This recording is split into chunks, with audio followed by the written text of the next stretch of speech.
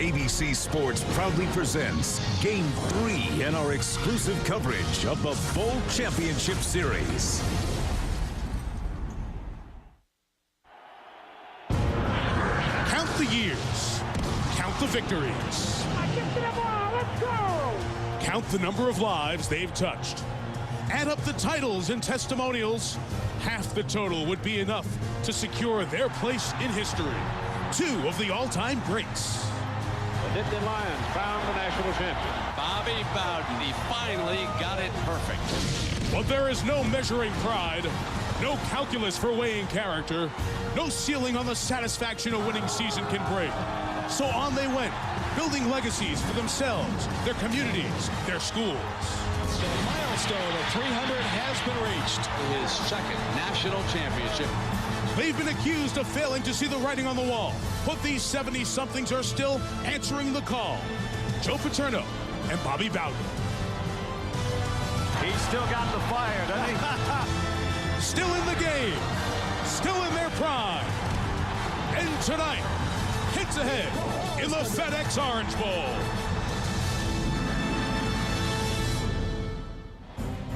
And is there a more appropriate place for two 70-somethings to meet than where generations have come to retire?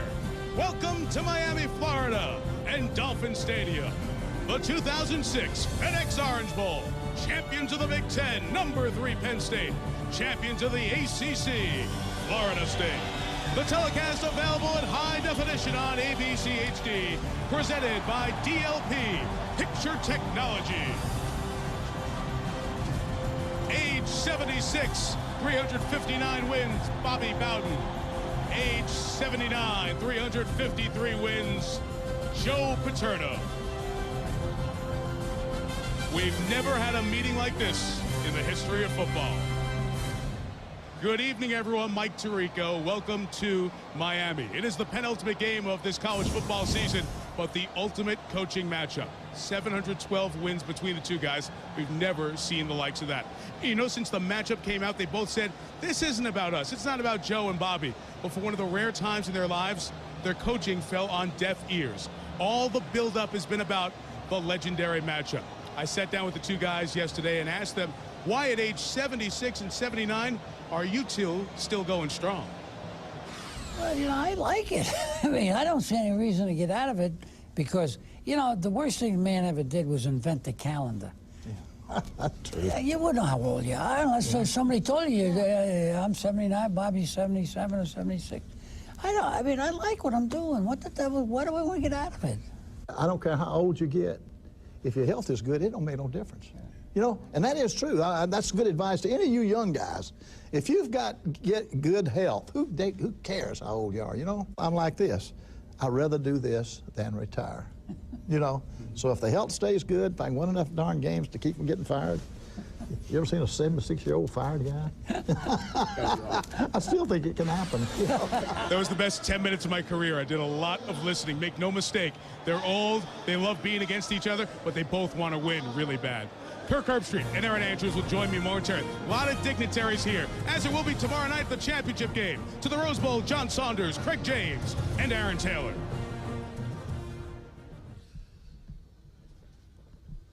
Mike, thanks a lot. We are here at the site of the national championship in Pasadena, USC against Texas. Welcome to the Built for Tough pregame show. Now, it's interesting because both these coaches that we're going to see tonight have both won national championships, so they know a little bit about what's going to go on behind us here.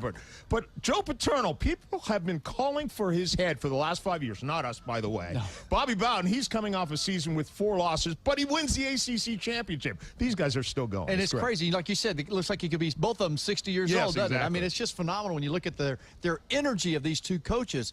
And what we all need to remember is this. These men, and I almost said young men, they have been coaching football a long time. They understand football strategy as well as anybody who's on the sidelines coaching football. Now, what they've had to learn to adapt and deal with is parity. Parity in college football is a real deal. So we kind of get used to the fact that winning 11 football games every year is probably not realistic. And so right now it's all about recruiting and getting ready so these coaches can go on the recruiting trails and win more players. Well, I heard you talking about adapting, and somebody that was been able to adapt is Joe Paterno. Now, Joe Paterno is as old school as it gets. He got the simple uniforms, the black cleats. I mean, he was wearing a paisley tie in that piece we just saw, for crying out loud. But a year after people were calling for his head, he took control of his program by letting go. He had freshmen, he let his coaches go, and that's the reason they're Big Ten champs and one play away from being undefeated. Quickly, give me a winner. I'm going with Penn State. Penn State in a defensive ball game. I think Penn State, I think it's their year. They were 1 second away. The coaches may not want it to be about them, but even the players know that's not the case. He's a football coach, but he's not always trying to teach you about football. He's trying to teach you about life. He's trying to make you a better person, a better man. He's dealt with the criticism. He's dealt with the success. And he really just knows how to handle every situation. The magnitude of this game really won't be revealed until after our careers are over, and we can really look back and reflect on, how great these two coaches really are. The Built Ford Tough pregame, brought to you by Ford F-150. Built Ford Tough. And this great week of football on Tuesday night here on ABC with the FedEx Orange Bowl, Penn State and Florida State. Of course, only appropriate that the temperature is in the mid-70s here tonight.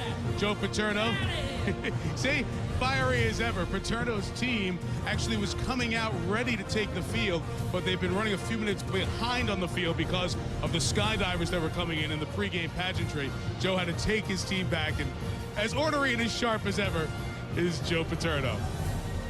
As we get closer to kickoff, great to be with my pal Kirk Herbstreit here tonight. Herbie, when we talk about these two teams, they are the blue bloods, some of the great names in college football. We're so used to seeing them play in big games and big bowl games. But if we start with Florida State 8-4 this year, this team's a little young, and maybe a surprise that they got all the way here to a BCS game. Well, I mean, especially when you have a freshman quarterback leading the charge, and they had so many injuries throughout this year, and everything was going along fine until Florida State got to about the middle of the year. All of a sudden, they hit a skid, a 3-game skid. They went into the ACC championship game against Virginia Tech, and not many people gave them much of an opportunity to win that game. I think that gave them something to rally around, and they came out and they played fast. They played angry against Virginia Tech. They won the game, gave them the right to play Penn State in the Orange Bowl. It's going to take a similar mindset, a similar mentality, an us against the world mentality to beat Penn State. Kind of like the Florida State we saw first game on ABC against Miami, right, and the last game, the ACC title game you mentioned against Virginia Tech. Penn State, how in the world do you go from 4 wins last year to 1 second in Ann Arbor, Michigan away from a perfect season? Well, I think a lot of that has to do with just having experience. They have 13, if you add them up on offense and defense, 13 of their starting 22 are fifth-year seniors, led by Michael Robinson. So when you have great leadership, you include a lot of young freshmen to give them a little bit of a swagger. This is a very determined football team that's been able to maneuver their way through the Big Ten and earn the right to be a Big Ten champion and play in this big game. And the situation here is much like Beaver Stadium. It's a whiteout. There are so many Penn State fans. John Saunders, they are ready to welcome their Nittany Lions on the field as we get closer to kickoff in Miami.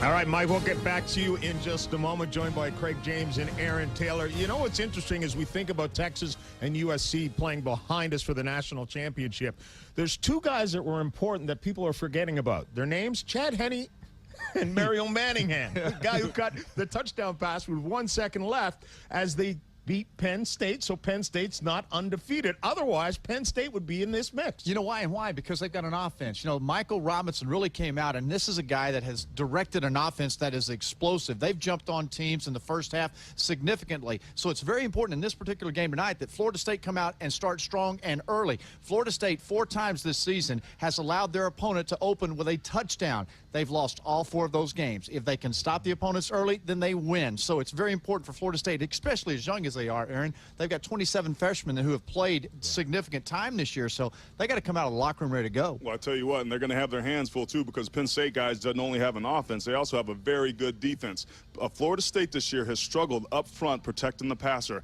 What the result has been is that they haven't been able to run the ball. You have injuries at receiver, you have injury at O-line, you have no running game. That means there's a lot of pressure on a young quarterback. Penn State is able to get after them. They rush the passer. If Weatherford and Florida State can't protect them, they don't have a chance in this game. All right, it's the FedEx Orange Bowl coming up. Penn State against Florida State. We'll get you out there right after this. from football, your timing, your hitting, your tackling, everything really gets off. It does, but I think it also depends on the situation, guys, because you take a team like Florida State who has all those injuries that we talked about, they could have used that time off. If they had not played since November 19th, they could have gotten a lot more guys healthy. So I think it depends on the situation. A team like Florida State that needs to get healthy, I think there's an advantage, but you're right, Craig, the timing does get knocked out of whack. You know, it sounds like we're sitting here trying to figure out a way that Florida State's going to win this game, because Penn State, really on paper, you think Penn State is the team. You know what? Penn State has a football team that is hot. They believe in themselves. They want to win for Joe Paterno. And, you know, when you talk about Florida State, there are a lot of question marks, a lot more question marks for them than there are for Penn State. And I will say this, though, in Florida State's credit, they find a way to win the big games. Miami and Virginia Tech, the sandwich games, they showed up and they played and they did what they had to do to win. Florida State knows how to show up and play big when it counts. We say this sometimes, and it sounds cliche. This is a game that I wish both teams could win, like Mike Tirico. Thank you, John. The captains meeting at midfield for the coin toss here of the 2006 FedEx Orange Bowl. Both teams ready to enter Dolphin Stadium here in Miami. Bobby Bowden and the Noles come out not like individuals running out with individual demonstrative displays, but in unison, walking out as one, something they did against Virginia Tech. Senior starters at the front, Bowden in the midst, and then the rest of the Noles follow behind.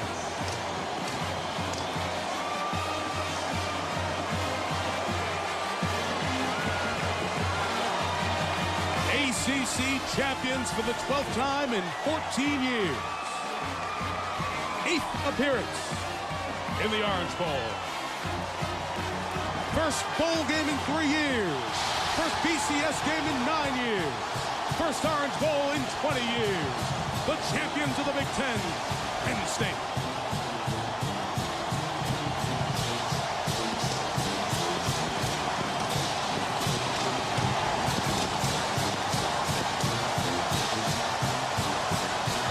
Joe Paterno against Bobby Bowden, the two legends. We go down to our sideline reporter, Erin Andrews, standing by with Coach Bowden. All right, Coach. Well, you gave your team such an inspirational speech before they went out and won the ACC championship. What did you tell them before they took the field tonight? Well, I told them we've got to play with the same intensity, and we've got to execute. I think the big key in this ball game, don't turn the ball over. All right, Coach. Thanks. Mike? Thank you, Erin. Up until this point, it has been about Bobby and Joe. But now it's about the kids. Now it's about the players. Now it's the way these guys want it. Their coaching will factor in, and we'll take you over their 80 years combined of head coaching over the next 3.5 hours. Let's settle in for two pretty good football teams as well. Toss won by Penn State. Nittany Lions defer the option to the second half. So Florida State will receive. A couple things early in this game, Mike, to keep an eye on. And just heard Bobby Bowden touch on one of the big things for Florida State, and that is not turning the football over. It's something that hurt them. If you look at their 4 losses this year, that was something that hurt them. They've got to be able to protect the ball with a young quarterback against Joe Paterno and one of the best defenses in college football. And the other thing is Bobby Bowden's team has to start fast tonight, Mike. That's what they were able to do against Virginia Tech. Not only does it give you an opportunity, but it gives yourself a belief as an underdog that you can compete against this Penn State team and beat them.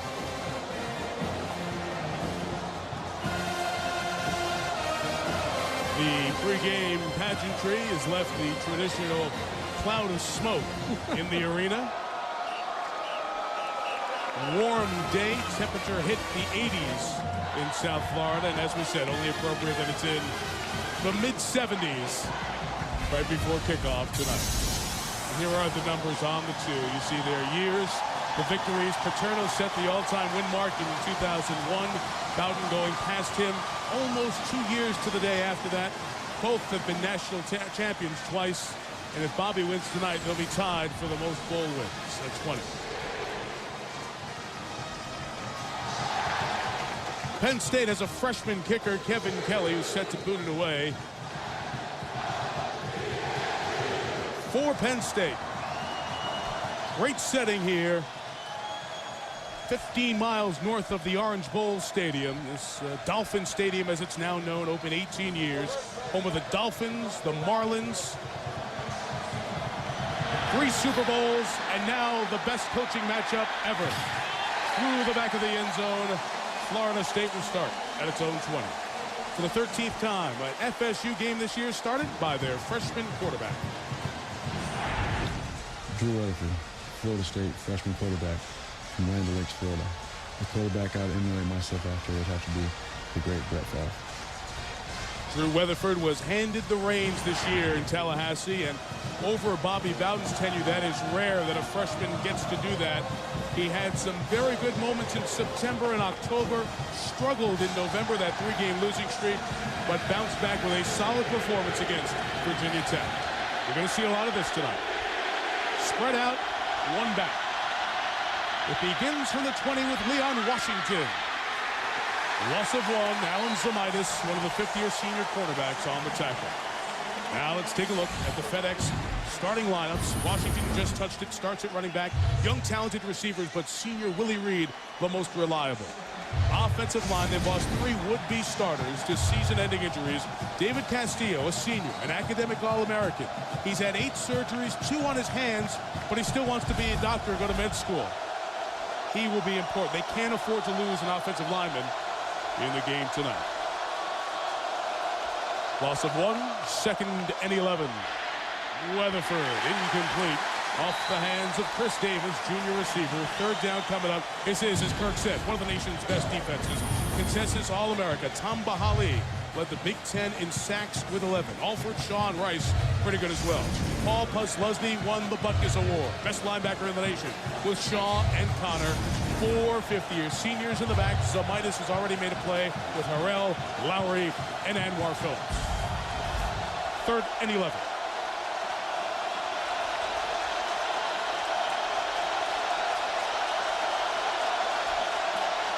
Penn State changes what they were showing Weatherford, who throws complete to Willie Reed.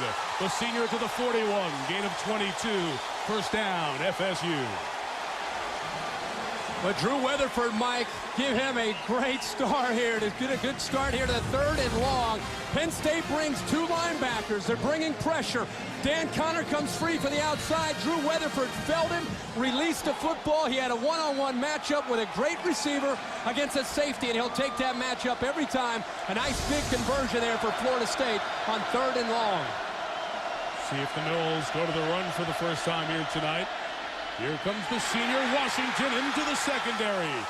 Gains 10, 1st down, Florida State on back-to-back plays. Tim Shaw, the middle backer, along with Dan Connor, made the tackle. You're going to see Florida State tonight for the most part, maybe 80% of the time, they're going to be in a shotgun with Drew Weatherford. But they have to be able to mix in enough run to make Tom Bradley, the defensive coordinator from Penn State, and this great Nittany Lion defense respect that aspect. He can't just be in the shotgun every time. There's a great call there by Jeff Bowden after the conversion on 3rd down. There's a tall, game-changing receiver for FSU. His number's 89. His name is Greg Carr. He's 6'6". Weatherford adjusts the play. And throws behind his intended receiver, Jacody Fagg. And incomplete. Anwar Phillips had the coverage. We talked about the Noles season this year. We mentioned 8-4 through November without a win. When's the last time you could say that about Florida State? But their key wins were the bookends over a number 9 ranked team at that point, Miami, and Virginia Tech in the inaugural ACC title game in the northern part of the state up in Jacksonville. Like a lot of quick stuff for Florida State and Drew Weatherford with a banged-up offensive line against a great D-line. You've got to get him back and get rid of the football. 2nd and 10 against the 4-man rush. The screen is over the head of Washington and incomplete. 3rd down coming up. Kirk, why is Florida State's offense this year not the Florida State offense that we have come to know dominate the ACC? Well, it's an offense that has had to go through some growing pains and create an identity, and it took them until they got to the latter part of the year to really settle in with what they wanted to do. With the injuries to the offensive line, they've had to settle on this 4 wide receiver set, being in the shotgun for the most part, and Jeff Bowden has put himself now, I think, in a position where against Virginia Tech, it was a lot of shotgun and a lot of quick throws with Drew Weatherford to protect his offensive line. You'll see the same tonight with Weatherford. Penn State bails, plays deep coverage, screen set up for Washington, brought down by Jay Alford. the defensive lineman who had 7 sacks this year. All their attention goes to Tamba Hali. He made a great play. A penalty marker, as you see, came down right at the spot of the tackle. Big East officials here tonight. Jerry McGinn is our referee. It's like Willie Reed and Paul Puslesny got caught up and tangled, and I think Willie Reed may have come in there with a late hit on Puslesny. Dead ball. Personal foul on the offense. Number 26. 15-yard penalty. Let it run. 4th down. The call, Kirk. Bring it back 15 yards farther against the most valuable player of Florida State's win in the ACC title game. You see the field judge, Ben Vasconcelos, coming over to tell him why this was a flag. Whistle is blown already. It's a late hit. Willie Reed's going to get called for that. And Mike, Florida State, when you're an underdog and you play a team that's so fundamentally sound like Penn State, you've got to do the little things to give yourself a chance to win. Chris Hall kicks. Calvin Lowry receives. Not a good kick. Lowry on the run. Fair catches it at the 34. Good field position. The punt was only 30 yards. Penn State, Nittany Lion offense. His final game in blue and white. Michael Robinson, quarterback, Cap City, Richmond, Virginia. As I was growing up, I looked up to Randall Cunningham. And like so many young men, he was not a quarterback to begin with. He was an athlete. Find a place for him. He played running back, was their second leading wide receiver. Sprinkled in at quarterback as a diversion from Zach Mills.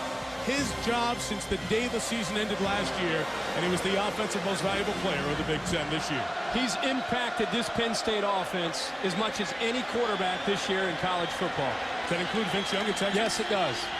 First down, in trouble, brought down. Knowles swarming. Sam McGrew, linebacker, and Ernie Sims get there at the same time. FedEx starting lineup, Nittany Lion ball handlers. Tony Hunt went over 1,000 yards, 10th Nittany Lion to do that. No Derek Williams, the freshman star, out with a broken arm. 4 fifth-year seniors up front, and Levi Brown. Brown, the best second-team All-American for this unit that scores 35 points a game, 12th in the country, second in their conference. Loss was 2. 2nd and 12. Robinson has his running back Hunt to block. Gets to about the 37-yard line. Buster Davis made the tackle. The Noles are strong up front. Cameron Wimbley, their defensive end who missed the last 3 games with injury, is back. Roderick Bunkley is second in tackles for loss in the country. Linebacker Sam McGrew joins the starting lineup. A.J. Nicholson sent home for breaking team rules with Buster Davis and Ernie Sims. They all have to step up a little bit. Very young corners. Safety, Pat Watkins, 10 career interceptions. He's from Tallahassee. Davis moving over because of the Nicholson absence. Sam McGrew moving into the lineup. 3rd down. Robinson pressured screen to Hunt. Tried to let the blockers work for him, but it was caught from behind at the 39-yard line. Lawrence Timmons, or the 41, I should say. Lawrence Timmons the tackle, Ernie Simmons the pressure, and the Noles get the Lions off the field. Well, Mike, that time Florida State rushed 3 initially, but then they brought 2 linebackers. Ernie Sims coming up the middle and Buster Davis. That pressure affected the timing between Robinson and Hunt on the screen, and you can really see the Florida State speed that time chase Tony Hunt down from behind. Good kicker, Jeremy Kapanos. Good punt return man, Willie Reed. See if the Noles try to challenge Kapanos early. Well protected, beautiful kick. 51 yards. Reed from the 9 has room. Willie Reed up the middle to the 38-yard line. Boy, was he speeding. Nick Yoakum, the tackle. Each team's had the ball once. The Noles get it the 2nd time in good field position in Miami.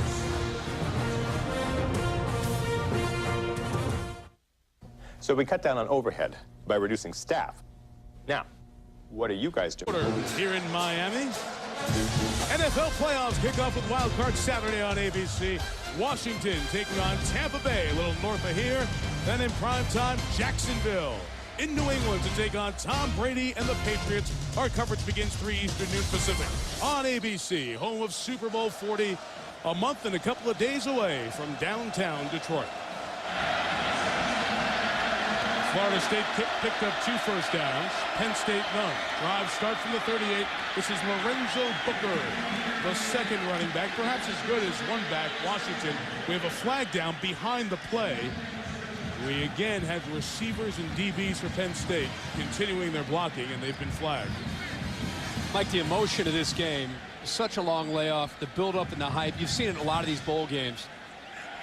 Crackback block, illegal below the waist on Florida State. The challenge for some of these teams early is to just settle into the game. Get back to what your coaches have been talking about for the last 2.5, 3 weeks once you started the game plan for this particular matchup. And the emotions sometimes get the best of you, and we've already seen that on both sides. Against the offense, number 5, 15-yard penalty from the end of the run. Repeat first down. Chris Davis, the wide receiver. This is something that Florida State has done most of the years. They like to try to get physical with their receivers downfield when they do run the football.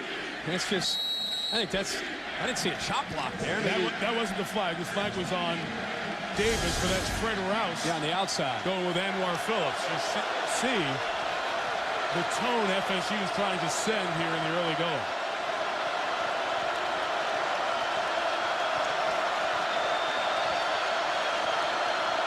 It's a spot foul from where it ended. That's why it's 1st and 23. Weatherford throws. Nice job to adjust to the ball by Greg Carr.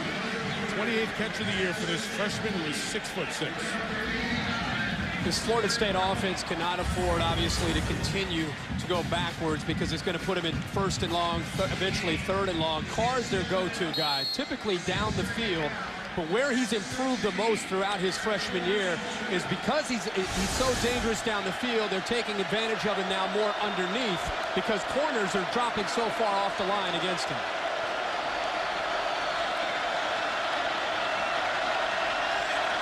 Second and 60, play clock at 5.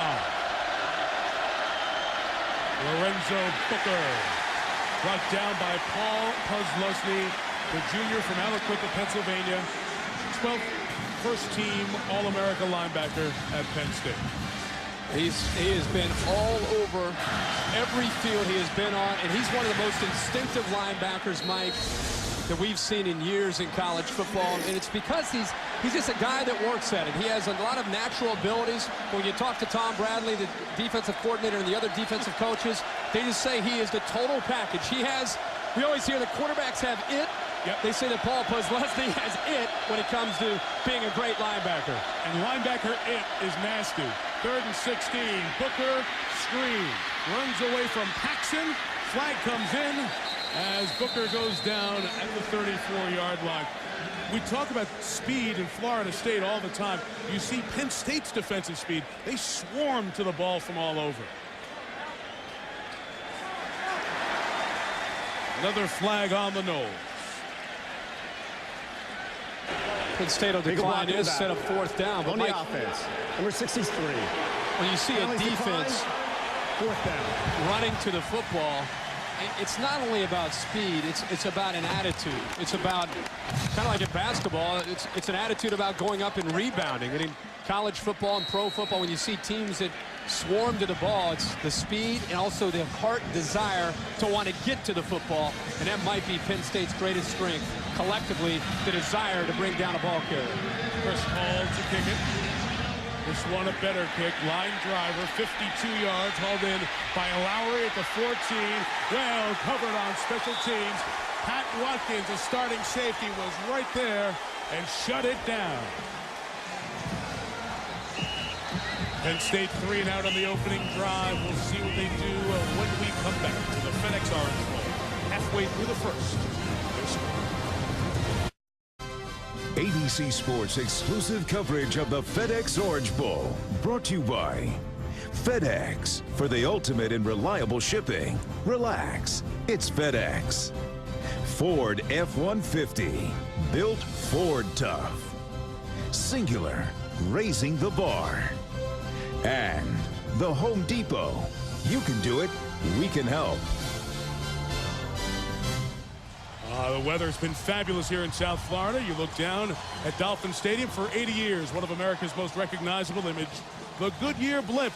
Goodyear provides these aerial views tonight and reminds you to be prepared in any weather at any time with Goodyear's new Forterra triple tread tires. With Aaron Andrews and Kirk Herbstreit, Mike Tirico.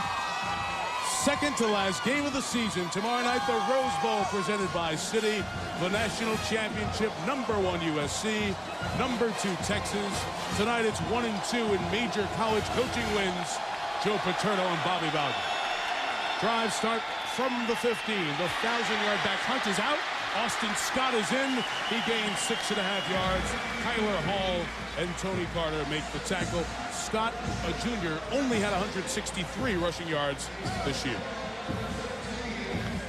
Mike, you're going to see Tony Hunt get his opportunities, but Michael Robinson has accounted for 62% of Penn State's offense this year and makes so many big plays, running and throwing, and also being such a great leader. I remember seeing Michael in Chicago at the Big Ten Media Luncheon in late July, and he had a look in his eye, but even back then, before one game was played, he said, Kirk, it's going to be a special year for Penn State.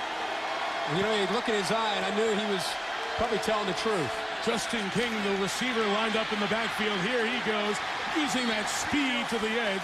Showed the sideline by Sam McGrew with a first down over at the 30-yard line. This is the difference with Penn State. They've got speed in the skill spots now. This is the area that's hurt them for the last few years, is lack of speed on the perimeter. This is the position that Derek Williams would typically be, the other true freshman that had such an impact early in the year. But Justin King has settled in on the offensive side for the most part this year. Next year, he'll probably be a starting corner.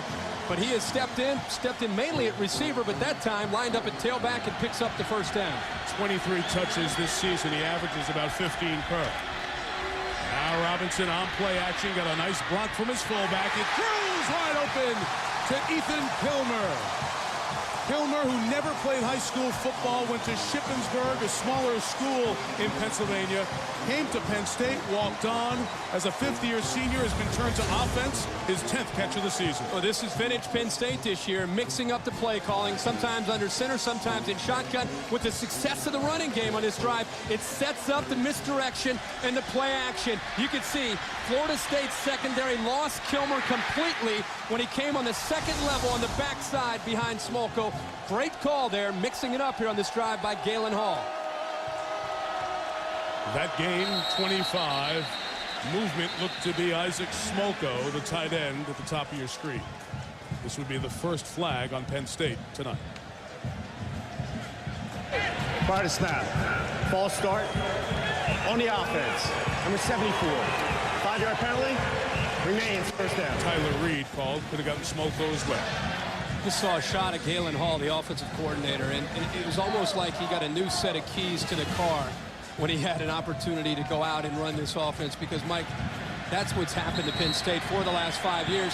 Everybody has put 8 and 9 guys up tight to the line of scrimmage and stopped their running game because they didn't have any threat on the edge. Now with the freshmen, they have that. First and 15. Scott again to the 39. They get 12 out of the running back position.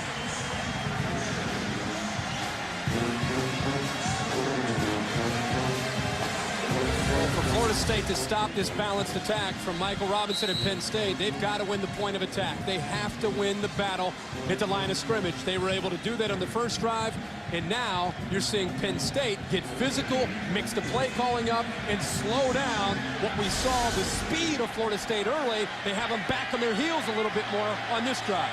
Gain of 12, second and 3. Play action against pressure. Downfield for Deion Butler. Incomplete.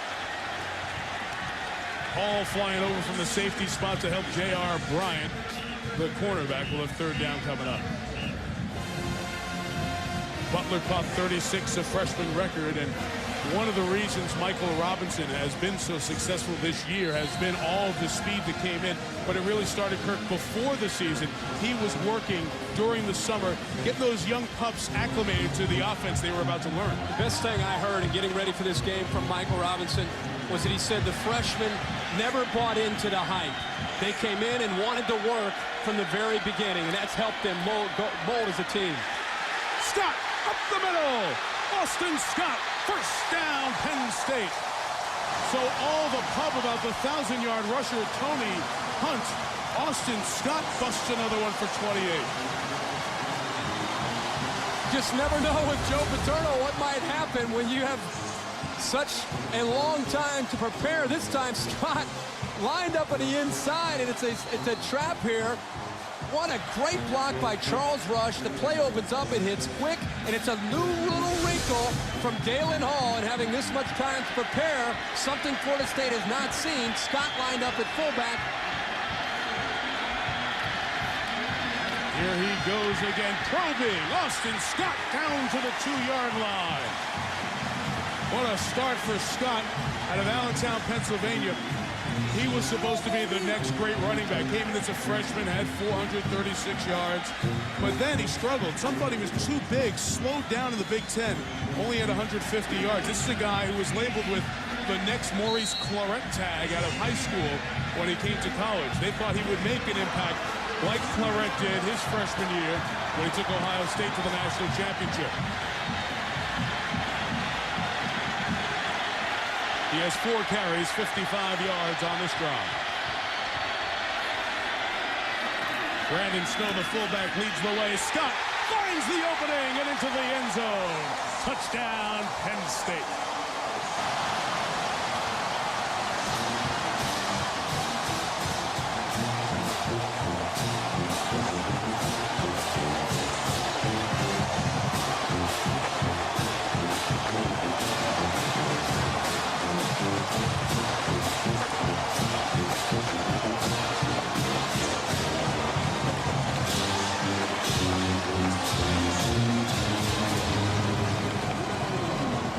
Kevin Kelly, the freshman, who had 46 extra points on the season.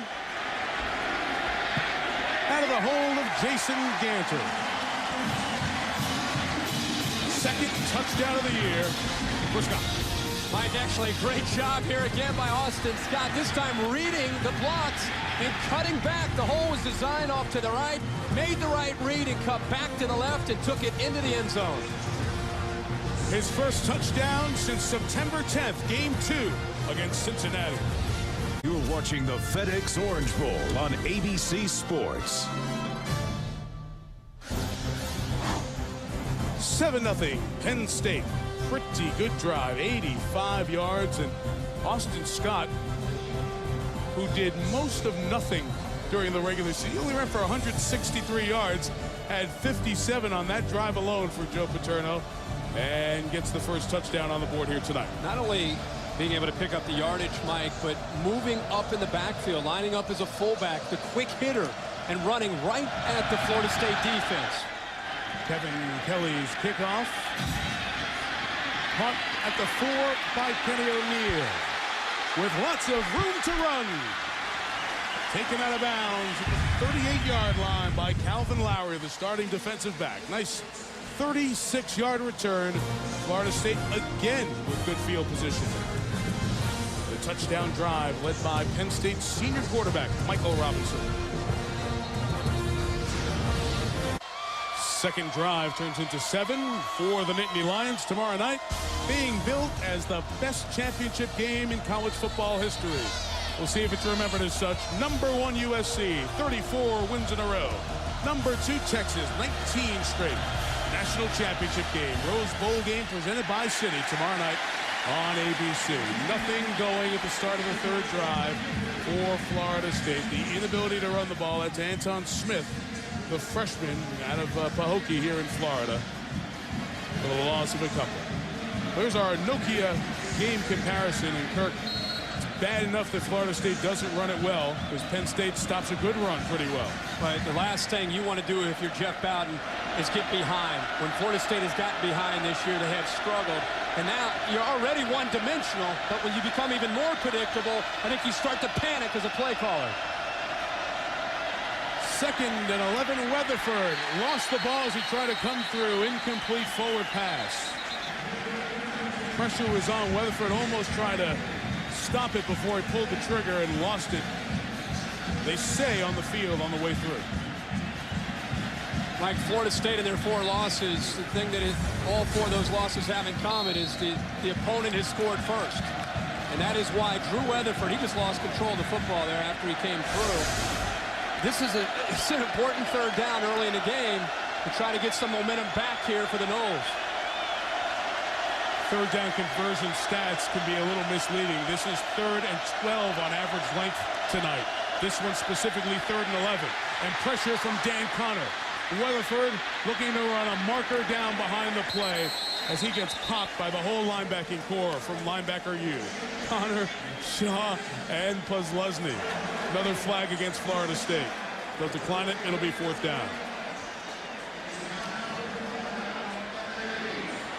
Problem, obviously, for Florida State is going to be pass protection, especially on 3rd down. Their offensive line now called twice for holding.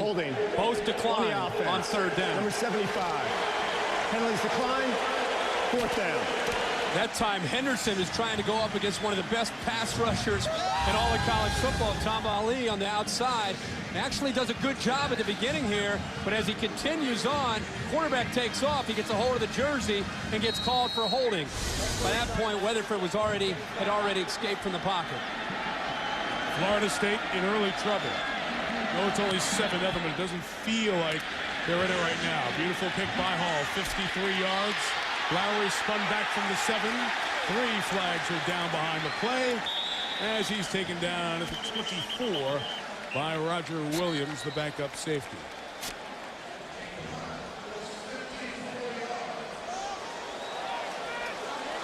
Jerry McGinn and crew have been quite busy here in the first 11 and a half minutes. They're pushing it back. This Florida State team. Legal block in the back. During the return, Penn State, number 46. Half the distance to the goal. 1st down.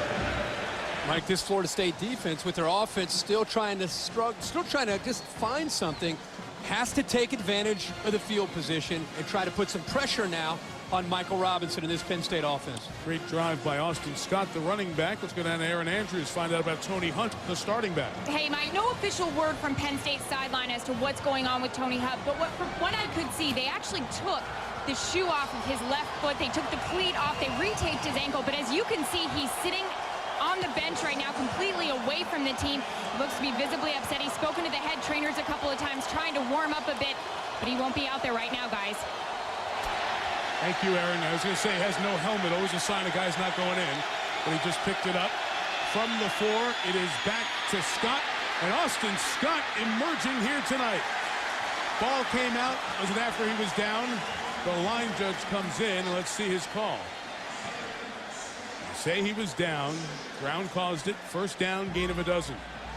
Like, I'm really impressed right now with this Penn State offensive line taking the football game over, and Galen Hall running right through the teeth, the speed of the Florida State defense. It's much tougher to bounce the ball to the outside against the speed of Florida State. You have to have success going right up the middle, and when you have an offensive line that's as experienced as Penn State, you start to take command of the play calling, and that's what Penn State's doing.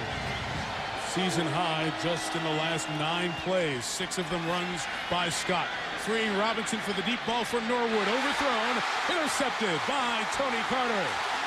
Setting up blocks. Brought down in the open field by Deion Butler at the 47. Noles needed to make a play, and they intercept the senior quarterback.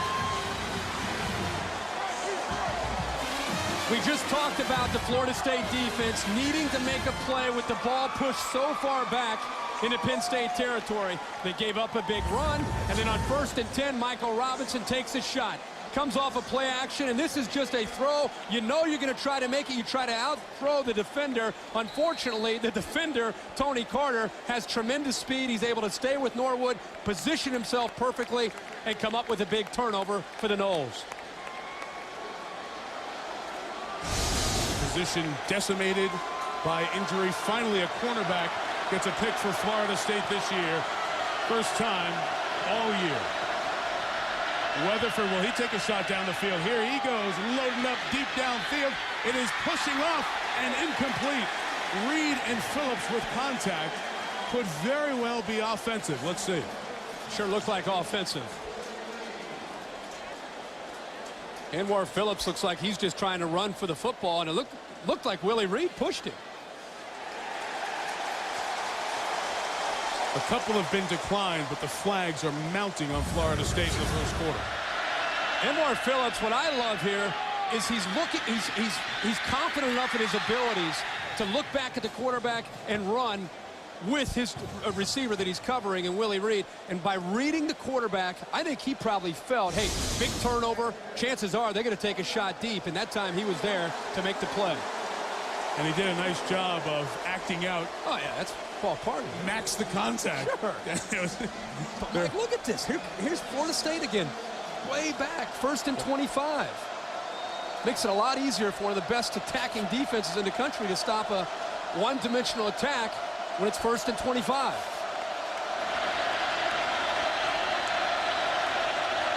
Four wides, one back. And a flag down as it's deflected and incomplete.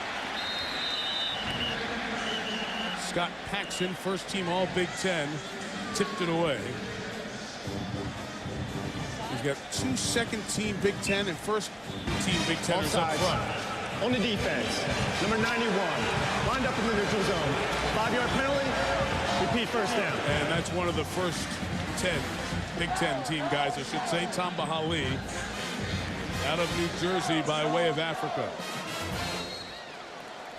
He will be all over the field making plays for this Penn State defense, especially when you have an offense that's lining up in the shotgun and throwing the ball 70 to 80% of the time.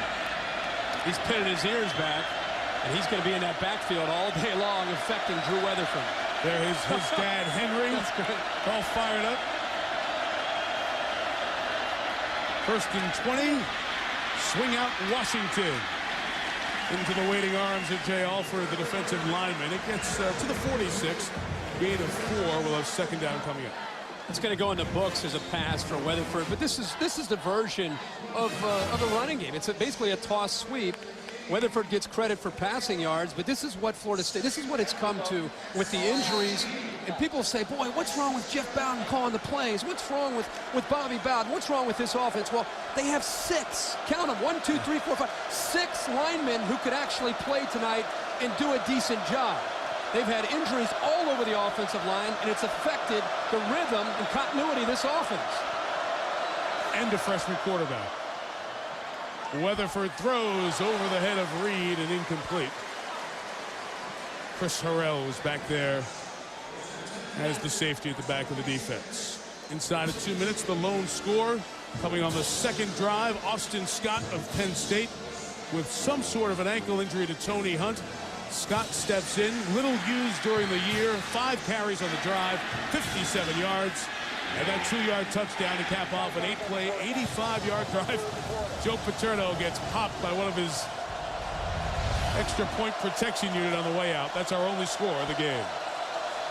Mike, don't be surprised if they don't try to get the football to Greg Carr here on 3rd and long.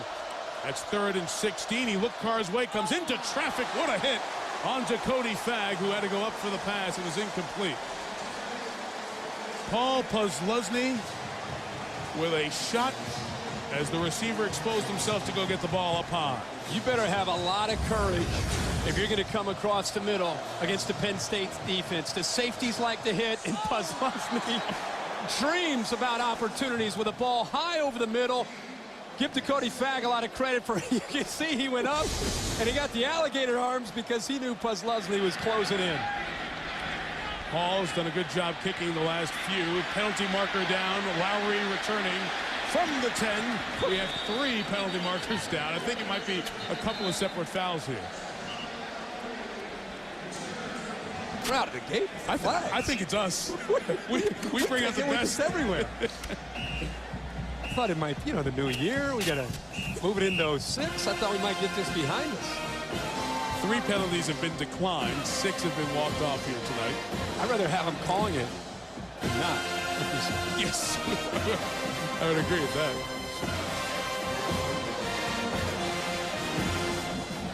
As I said, we may have multiple fouls here, so it'll take a minute to address where the walk-off should be.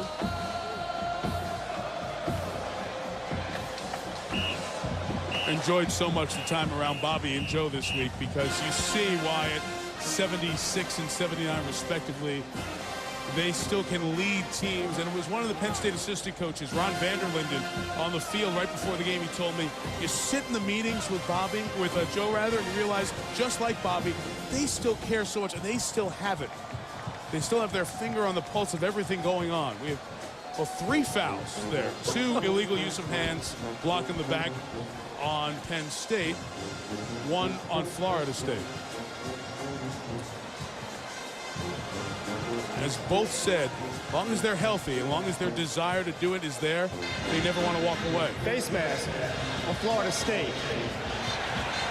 Legal block in the back. Penn State, 19. Legal block in the back, 18. Okay. Penn State. Penalties offset. Replay, 4th down. All right. So you commit 2 fouls to 1.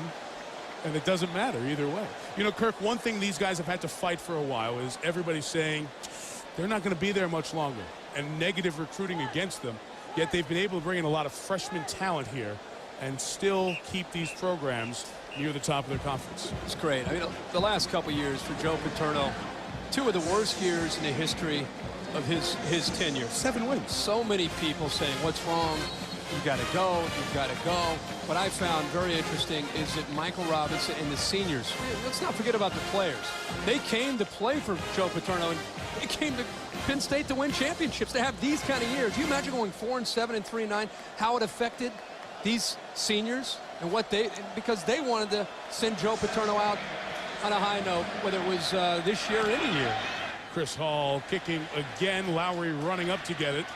And to a knee at the 21. I sat down with both coaches yesterday and broached that retirement subject, among other things. Any chance either one of you after the game says, that's my last game, I'm retiring? No, but I'm going to propose you retire after this one. That was nice, Joe, wasn't it? That was nice. Hey, do you think he really needs a credential? Either one of these guys? They both have their credentials around their neck.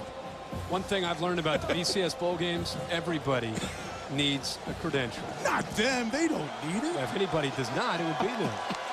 1st and 10 here.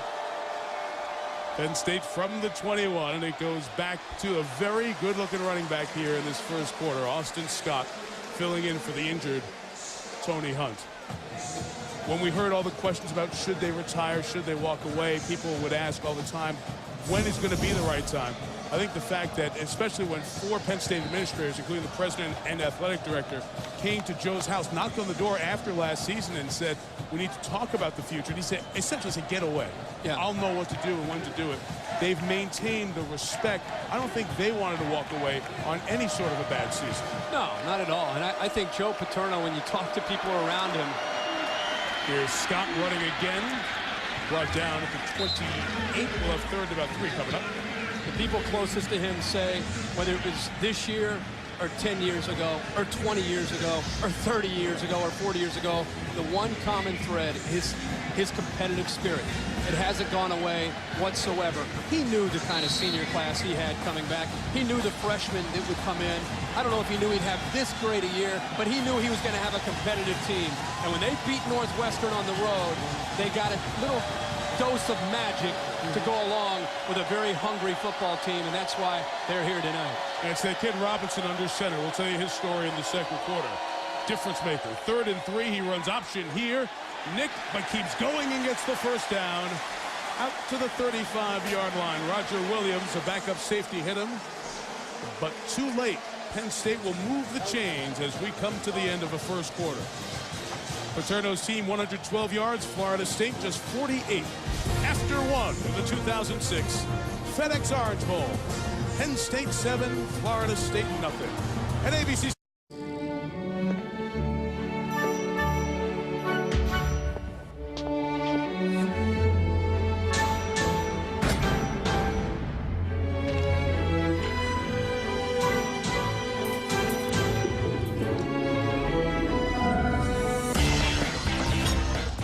Reliable line of Panasonic Toughbook PCs, powered by Intel Centrino mobile technology. Panasonic, ideas for life. Inside the crackdown on counterfeit goods in Georgia, Thursday at 5 on Channel 2. ABC Sports coverage of the FedEx Orange Bowl continues. Well, after that first drive of Florida State's, they picked up a couple of first downs, 3 consecutive 3-and-outs. Lone sustained drive for those Penn State fans to cheer about. 8 plays, 85 yards. Touchdown by Austin Scott. Quarter 2 begins. Nittany Lions take over 1st and 10 after the run by Robinson.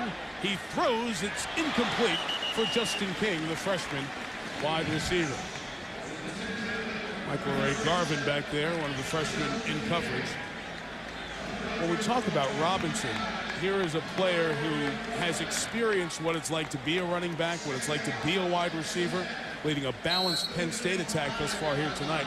So he really understands what his teammates go through, can speak their language, the receivers especially. Leadership that has evolved and sustained through a very serious looking injury in a game last year. He hands off here to Scott up the middle to the 48 with open field tackle by Pat Watkins, but a first down and a gain of 13.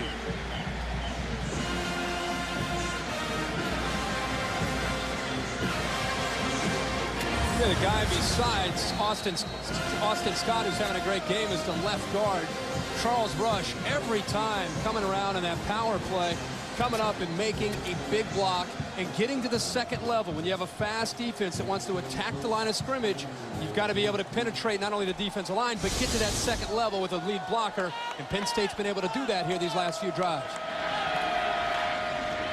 Robinson faked the throw and takes off up the middle. Be right at the first down mark as Ernie Sims made the tackle near the 43-yard line. This is Michael Robinson. This is how he creates. It's very different from Vince Young. You know, the Penn State coaches went and visited Greg Davis and the Texas offense to try to find out what's the way to take advantage of an athletic quarterback. He didn't feel his rhythm. He couldn't get the ball off to the outside to Justin King. He aborted, came back, and look, all of a sudden, instead of an incompletion, taking a measure to find out if he got a first down. Greg Davis is the offensive coordinator for Texas. Vince Young and that offense certainly adds so much because of the width and breadth of that. That was another item where Joe Paterno was open-minded to change. He didn't like sending his staff to other schools, as a lot of coaches do around the country. So not only did he allow Galen Hall and the offensive staff, his son Jay Paterno, an offensive assistant as well, to go to Texas. Also, as you mentioned, to the Atlanta Falcons where Michael Vick is there. How do we take advantage of having this great athlete that we're now going to turn into a quarterback? So through that, there you see Jay seated to the left of Galen Hall. So Robinson goes through the position changes, learning the quarterback position as a leader, adding to the pass game, and overcoming a serious injury in a game last year, all to take over the job. Rodney Kinlaw the run. He has a first down, and Aaron Andrews has more on another quarterback that's touched Michael Robinson's life. That's right, Mike. You mentioned that injury. That injury that Michael Robinson suffered, that was last season at Wisconsin, an absolutely horrific helmet-to-helmet injury.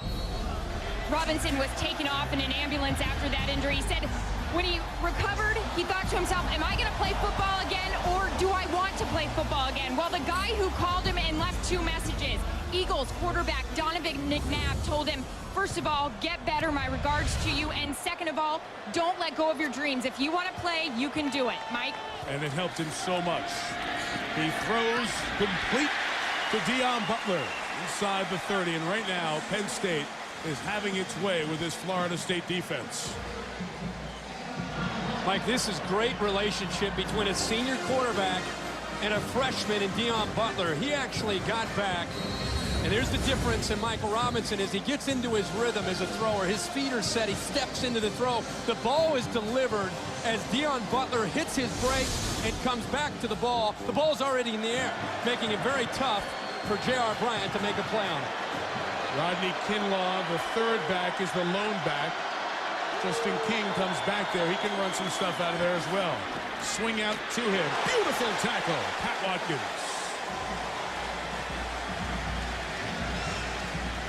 2-year starter.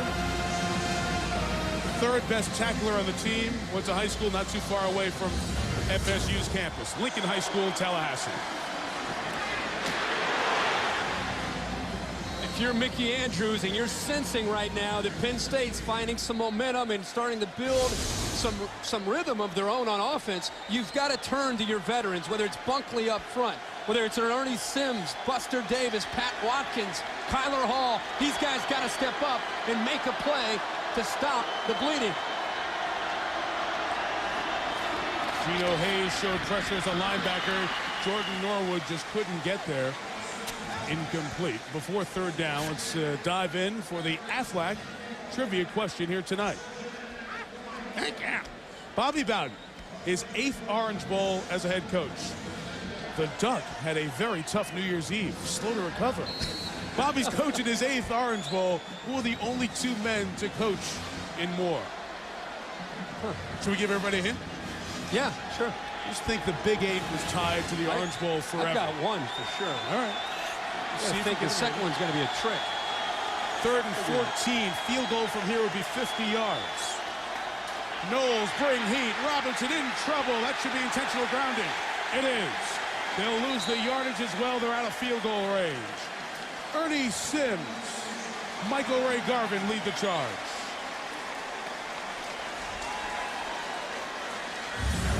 You need a veteran, you need a playmaker. Somebody's got to step up on third down, and this time Mickey Andrews brings the blitz, and Tony Hunt not being in there. Austin Scott tries to step up and make a block on Ernie Sims. And, you know, Michael Robinson told me, I was talking about this guy and that guy. He said, Kirk, the best thing about Tony Hunt is not only his running, where he went over 1,000 yards, he said, I always know he's going to be in the right spot in pass protection. Yep. And Tony Hunt not being in there that time affected the pass protection for Michael Robinson. Big play by Florida State. Penn State was marching down at the 29. The play by Watkins in the open field, and Ernie Sims forcing the intentional grounding takes Penn State from a field goal attempt or a drive for a score to a Jeremy Capitos punt. Willie Reed comes over, almost dropped it, but makes the fair catch at the 14. You saw his dad, Tamba Hali. That's his father, Henry, the first-team All-American defensive lineman, takes the field. He's a remarkable story. Survived war-torn Liberia, I should say. We'll talk about it right after this. Florida State takes over at its own 15, trailing 7-0 here at the Orange Bowl. Bobby Bowden's 8th, the only 2 men with more. Did you get it, Herbie? I got Tom Osborne, throw Barry Switzer in there. Tom Osborne 11, Barry Switzer 9. It seemed like throughout the 80s, late 70s and 80s every game. First run, Washington into the secondary. Give Leon 50. First down to the 30-yard line. Ron Lunsford made a nice block clearing the path. Donnie Johnson back there made the tackle, part of this outstanding Penn State defense. We mentioned Tamba Hali. 11 sacks, led the Big Ten. When he was 10, he left Liberia, said goodbye to his mom, left a Civil War-torn nation, came to America, where his dad had already sought refuge and trying to start a new life. Washington again, 3 yards. Hali over there with Dan Connor. So Hali essentially is gone a decade and a year without seeing his mom. Find space as we have a penalty flag down here. I believe it's a hold. We're trying to stop Hali and the rest of those guys up front. On the offense, number 68. 10-yard penalty from the previous line of scrimmage. Repeat first down. Jackie Claude flag there. So they leave Liberia. How do they go across with brothers and sisters in tow? Paddling across a river to get to the Ivory Coast, a different country. The immigration papers allow him to be reunited with his dad, Henry, who had settled in New Jersey, an educator, a teacher. Meantime, Tamba's mom, the mom and dad are not married. Mom Rachel is still over in Liberia, where the Civil War got so bad, she was shot in the knee a year ago. Fortunately, things have settled down in Liberia, and Tamba's mom is in a lot safer spot. Weatherford lost the football. Hali is there trying to recover, battling with Lunsford. And Lunsford got it back. Jay Alford cost the fumble.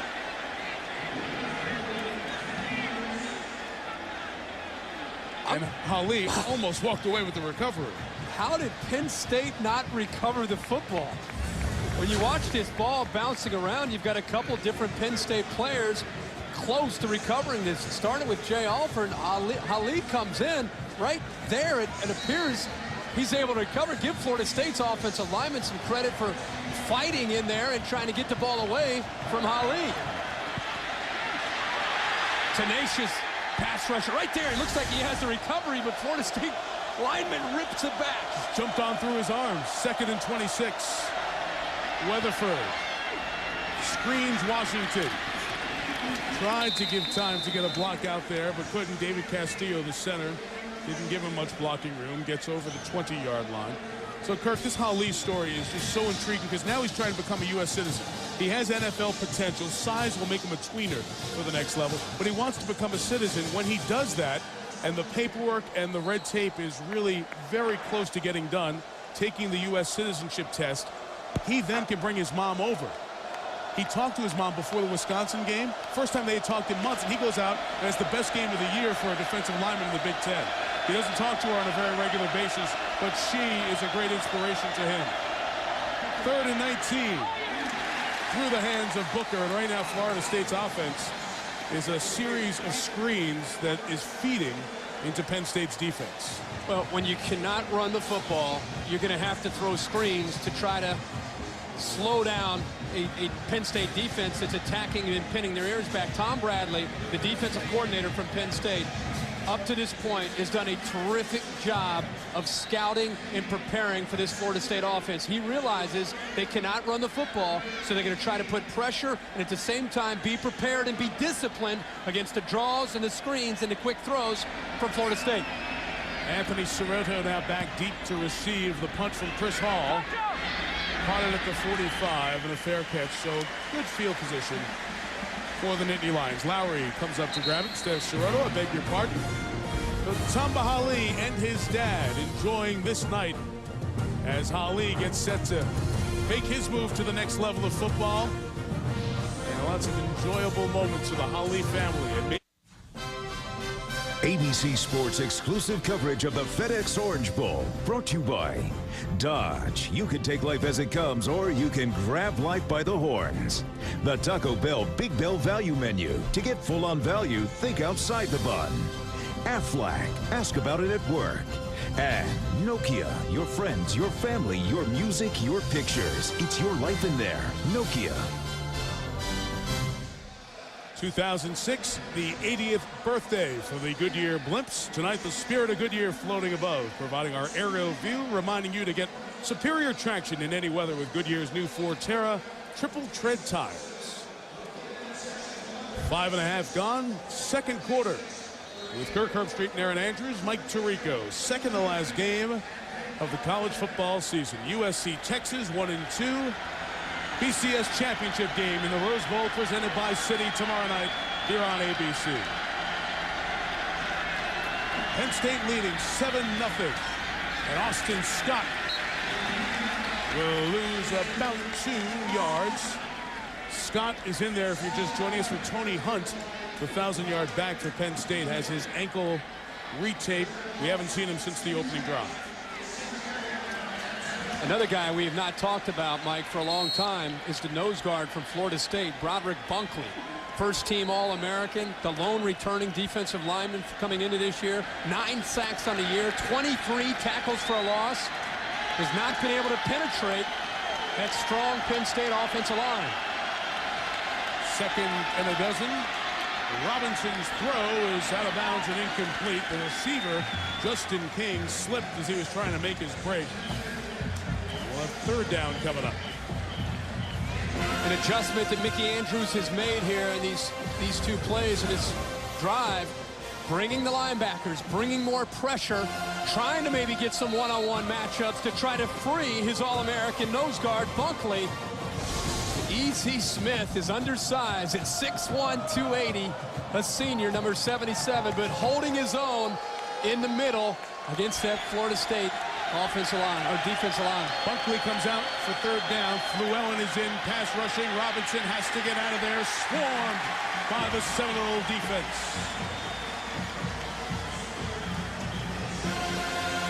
Llewellyn will get credit for the tackle. It's 4th down. 3 plays, 3 blitzes. Mickey Andrews trying to set the tempo right now on defense and trying to do something to get this Florida State momentum back on their side of the football. Can Willie Reed, their terrific punt returner, make a play to flip the field a little bit? Papanos to kick it.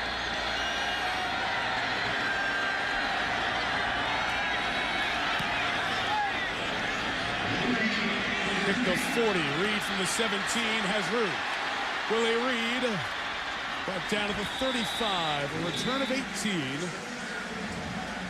And Florida State will get it at the 35. Bunch of 3-and-outs here for the Noles offense. They've run 21 plays.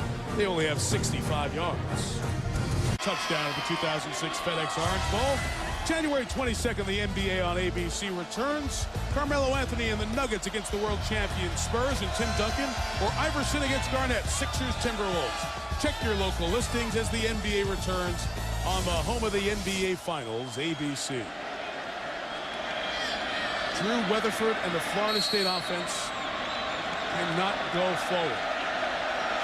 And they have hurt themselves with large penalties on 1st down on 3 of their 5 drives. Weatherford pressured by Halil. Throws it complete to Chris Davis. 1st down to the 49-yard line, gain of 14. Wow, a 1st down, positive yardage. The last 4 drives, Kirk, Florida State had a total of -1 yard. It's interesting that they had to get under center, Mike. A little bit of a play action to try to get him away from the pressure, and Halil still almost got there. But I think it's about mixing it up, having at least a threat of running the football, and then the quick game. Get back and try to hit a seam against the Penn State secondary with all the great speed you have at receiver. The toss is complete just for a gain of a couple of yards.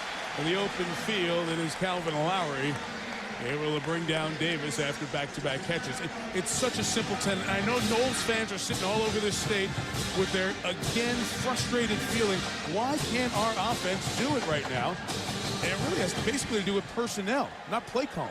Well, you're going to get beat up front against this Penn State defensive front. They're bigger, they're stronger, they're more experienced. So realizing that Jeff Bowden has to deal with that, there's a tendency to become one-dimensional. And they have not turned the football over, but at least now they cross midfield, and they're mixing it up a little bit here on this drive. 2nd and 8, the throw to Fred Rouse. Good-looking, talented freshman receiver who got himself in trouble with a sideline altercation, suspended for a game. He's got great talent. Has to get the mental part of the game going. His 6th catch of the year. When I say mixing it up, Mike, it's not necessarily just the run. It's just the launch point for the quarterback. He's not just sitting back there like a sitting duck as a quarterback. And that time, he couldn't even step into his throw because the line was pushing back in. A great cut by Rouse, who's got an unbelievable athletic ability. But they're mixing it up. They're under center now. Now they're in the I formation with Drew Weatherford. It just gives the defense a different look as opposed to putting Weatherford back in the shotgun every snap. B.J. Dean is the fullback for Leon Washington. Again, play action. Weatherford down the middle. Miscommunication. Interception. Alan Zamitis with a nice return as well to the 33-yard line. That looks like a terrible throw by a quarterback, but very often it's just complete miscommunication, receiver and QB. Mike, what that is a freshman quarterback throwing to a freshman receiver being covered by a 5th-year senior. Alan Zamitis does a nice job just sitting back and almost baiting the quarterback, Drew Weatherford, to throw the football. And I think you're right, Mike. Carr was expecting the ball to be thrown to the outside. He's confused right there. And the quarterback released it before Carr could react, and Penn State gets a big turnover.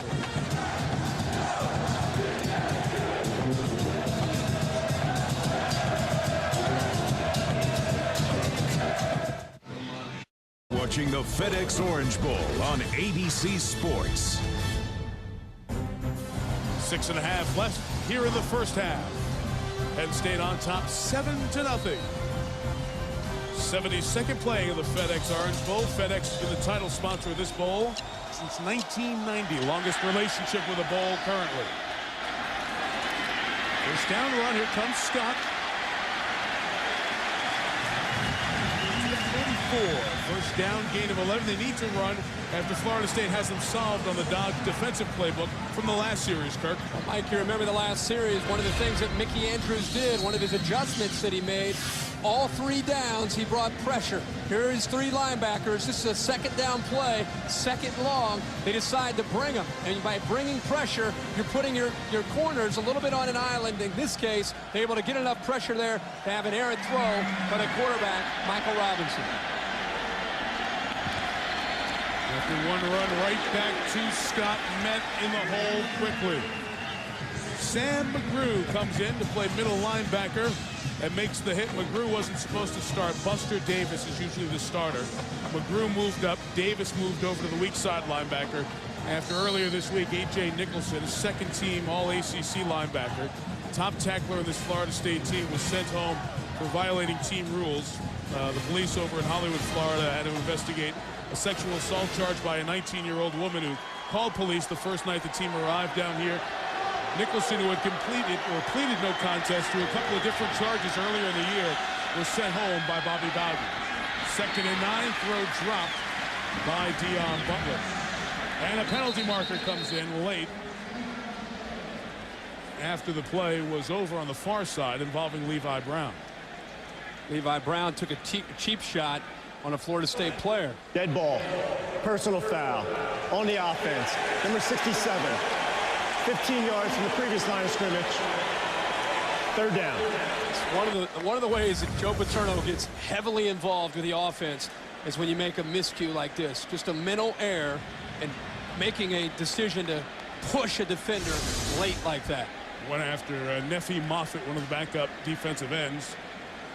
Told you about Nicholson, the top tackler for this team, being out. Just to finish the story, Nicholson has fully assisted the Hollywood, Florida Police Department in the investigation. No charges have been filed to this point, but the disciplinary action nonetheless from Bobby Bowden coming earlier this week. Dead ball foul, so it's just the yardage. 3rd and long, 3rd and 24. Robinson's throw is caught by Justin King. Nowhere near first down yardage, just to gain a 6. And Kirk, great adjustment by Mickey Andrews and his defense here. They aided by a penalty on Penn State, but they've done a nice job tightening up after that 8-play, 85-yard touchdown drive. When it looked like Penn State's offensive line and the running of Austin Scott were starting to take this game over, Mickey Andrews comes back and says, hey, we're going to put our ears back and we're going to put the same kind of pressure on the Penn State offense. And these last couple drives, it's worked and given Florida State much better field position. Hope you like punting.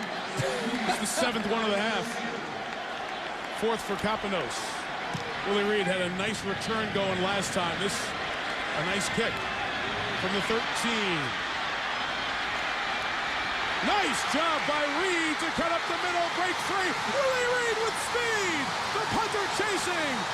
He is gone. Touchdown, FSU. 87 yards.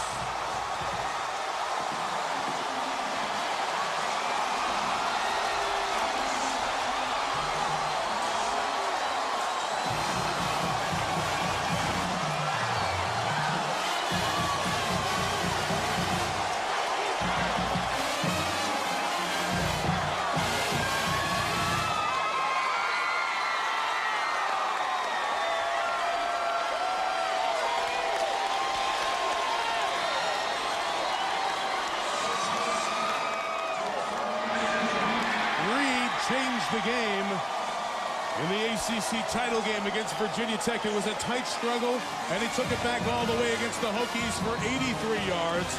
He had a touchdown punt return against Maryland earlier this year that was huge in that game, and he goes the distance here. Mike, it looks like right there he's going to the outside. He comes back to the middle. What a move by Willie Reed. And now it's one-on-one with the punter. Tremendous speed by Willie Reed to take it into the end zone.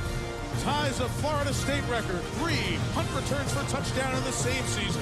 All square at 7.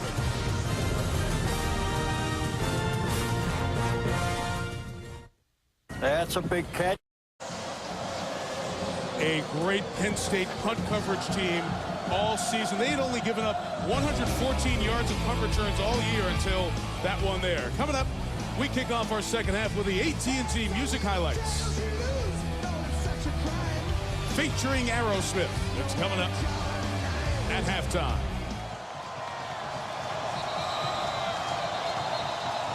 Willie Reed's punt return, Kirk, is the longest in the history of the Orange Bowl. Mike, you touched on it. I agree. You and I were thinking the same thing, and I'm sure a lot of Florida State fans were thinking the same thing. Eerily similar to the ACC championship game when it was a 3-3 game going back and forth. The Florida State offense struggling. The big return by Willie Reed ignited their offense and the momentum of that game. Penn State respond with a return. Rodney Kinlaw doesn't even get back to the 15-yard line. You can see Florida State's playing with some attitude now.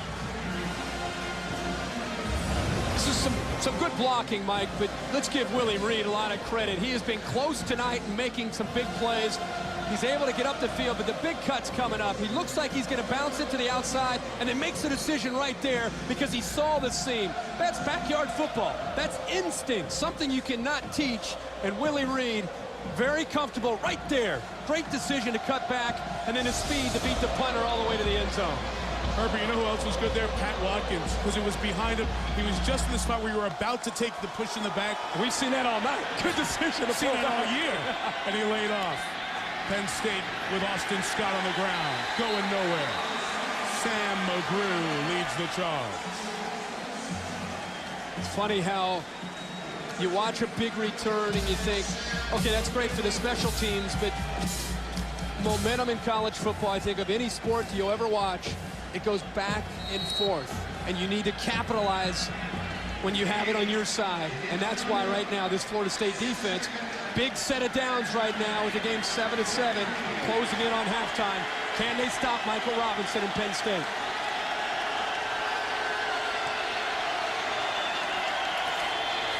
Second and 9, the senior quarterback, nothing open downfield, directing traffic. Norwood couldn't hang on. Jordan, the freshman, his dad, Brian, coaches the safeties here at Penn State.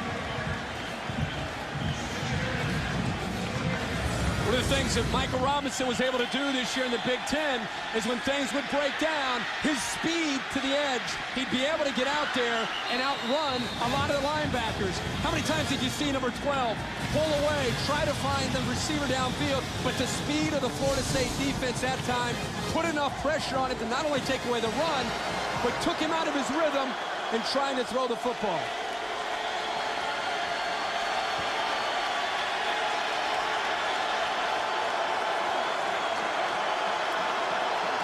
Third down. 4 receivers to throw to. Incomplete. Intended for Justin King. And now the Penn State offense cannot go forward without their top running back, Tony Hunt. Out with an apparent ankle injury. The balance of the half. Florida State's defense rising up. Let's not forget, you just touched on it, not only the punt return, but the 2 previous series, what Mickey Andrews did in his adjustment, putting more pressure, using the speed, and trying to attack the Penn State offensive line. And Michael Robinson, that's the 3rd series in a row that speed and that pressure has gotten the best of the Nittany Lions. Last 3 Penn State possessions, 10 plays, 3 yards. Reed took the last one back. Good rush there. Poor kick. Hop came to him, so he had to take it. And Willie goes down at the 43. Let's send it out to Pasadena. Look ahead to halftime with John Saunders, Aaron Taylor, and Craig James. Gentlemen. Mike, thanks a lot. Coming up on the Pontiac Performance halftime, we're going to have the head coaches of the national championship game tomorrow, Pete Carroll and Mac Brown. And Coach Carroll's had his ball club on this big stage before. We'll find out from Mac Brown what he's telling his players, how they should expect things. I think, guys, we'll have a little bit of chat about what to do in a defensive ball game. What are going to be the halftime adjustments? And a team that's going for a piece of history. It's all coming up on the Pontiac Performance halftime. Mike, back to you. Thank you, John. Great scene there at the Rose Bowl. We'll talk to the guys in a little bit. First down, Lorenzo Booker. Shot out of McKinnon. Lorenzo Booker inside the 10, inside the 5. Touchdown!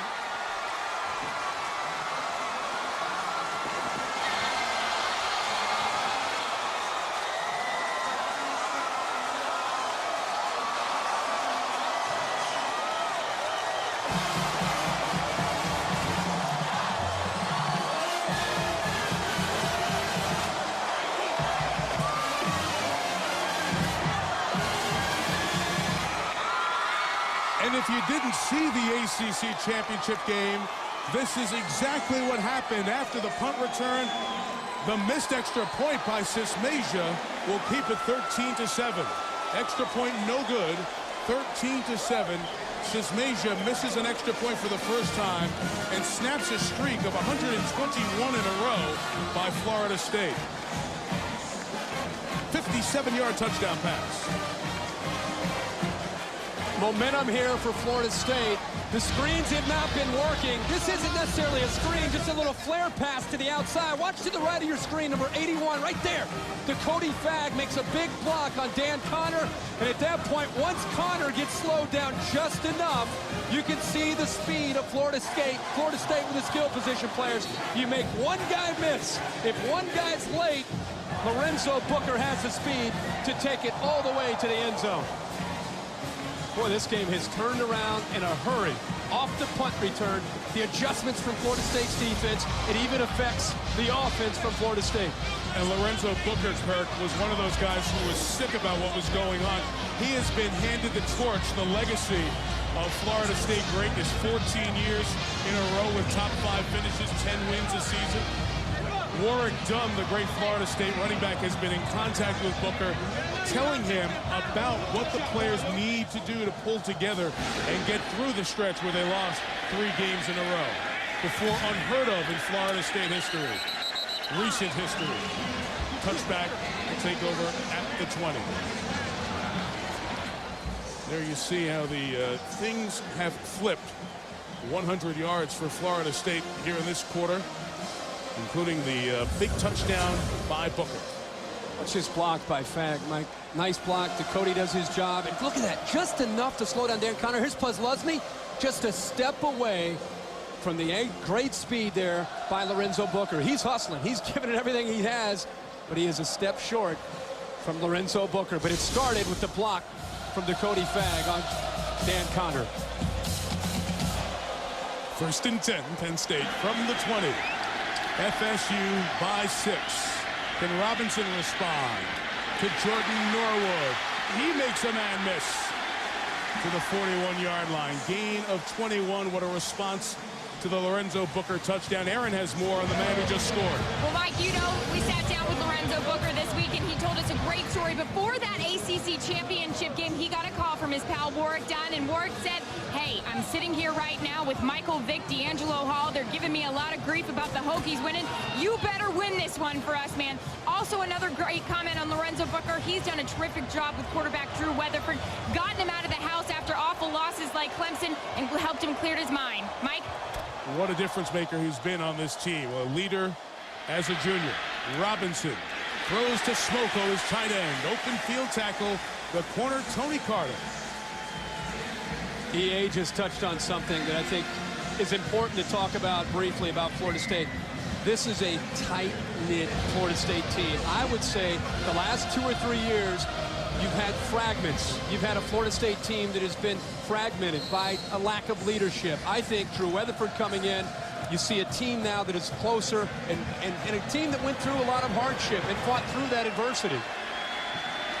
They didn't have the same kind of leaders on both sides of the ball. No, they did not, and they do this year. 2nd and 9 from the 42. They're running with Austin Scott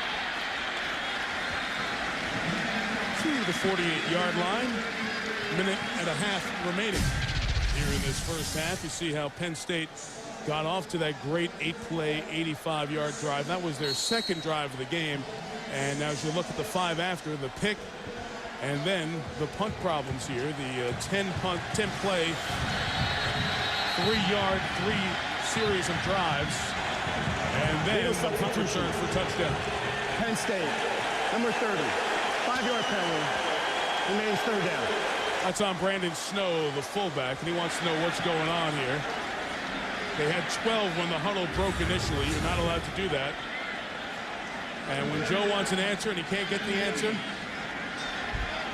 get me an answer. Mike McQuarrie, his wide receiver coach, former quarterback.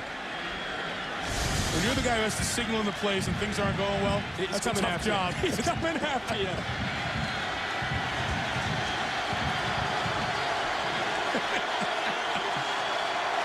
Third and 7. Robinson overthrows his intended receiver and incomplete.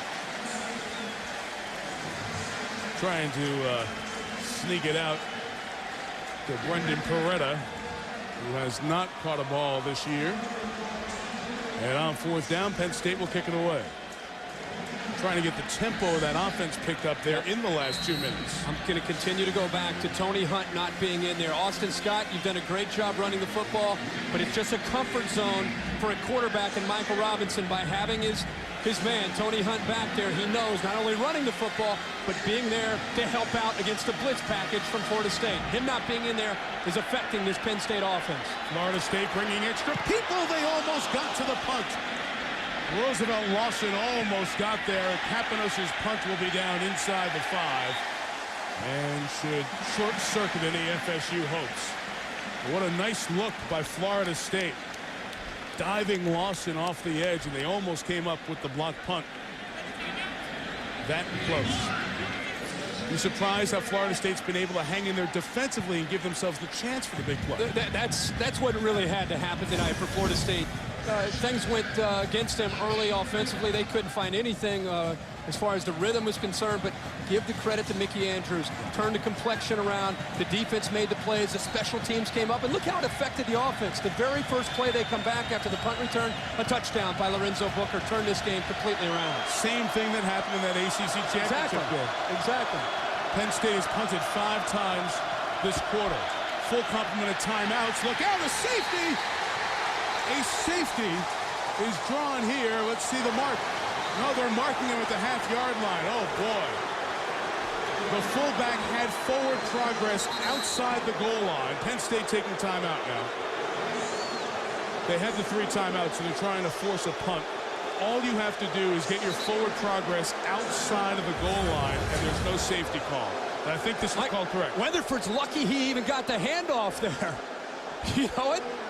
I mean, you have a defense here that's trying to come up with some points, and Scott Paxton, I think maybe the most underrated player from the Big Ten this year, penetrated the Florida State defensive line, got in there to make a play. Very close call, but it looked like Coleman, the nose of the football, may have got to the other side of the line. Absolute correct call. Forward progress, just like a run play. It's frustrating to watch as a fan, but it is forward progress. The ball has come out of the end zone, across the plane, same way you go the other way when you're going in for a touchdown. That is the replay booth. We have instant replay, as you know, available for all bowl games this year. They do review almost every play. They don't stop the game every time for a replay review. Joe Paterno's timeout was taken more to just stop the clock at that point. It's under review. And now it is being reviewed. The buzzer system down to the officials to take another look at it. Mike, it's a great call. We'll get probably a different angle here, and you can see where Coleman looks like he got out of the end zone, just got across the goal line. But I can't get over it. We need to talk quickly about Scott Paxton. Yes. First team, all conference, excuse me, coming out of the Big Ten. And because Puslesny gets so much credit, Dan Connor, the secondary, sometimes, and Tamahali, sometimes you overlook the guys who are inside. He's across the line. It's a good call. It'll stand. Scott Paxton, Mike, I just can't say enough about a guy. He keeps the offensive line off of those linebackers. Is a great player, and that time almost came up with a big safety. One thing that might happen out of this, Kirk, is a respot of the ball. There's indisputable video evidence that the call on the field is correct. The ball is down on the half-yard line, 2nd down. Right, it's the right call. You know, what's funny is Jackie clawed that time because you had a defensive lineman, and Scott Paxton gets the best of him. He almost held him in the end zone.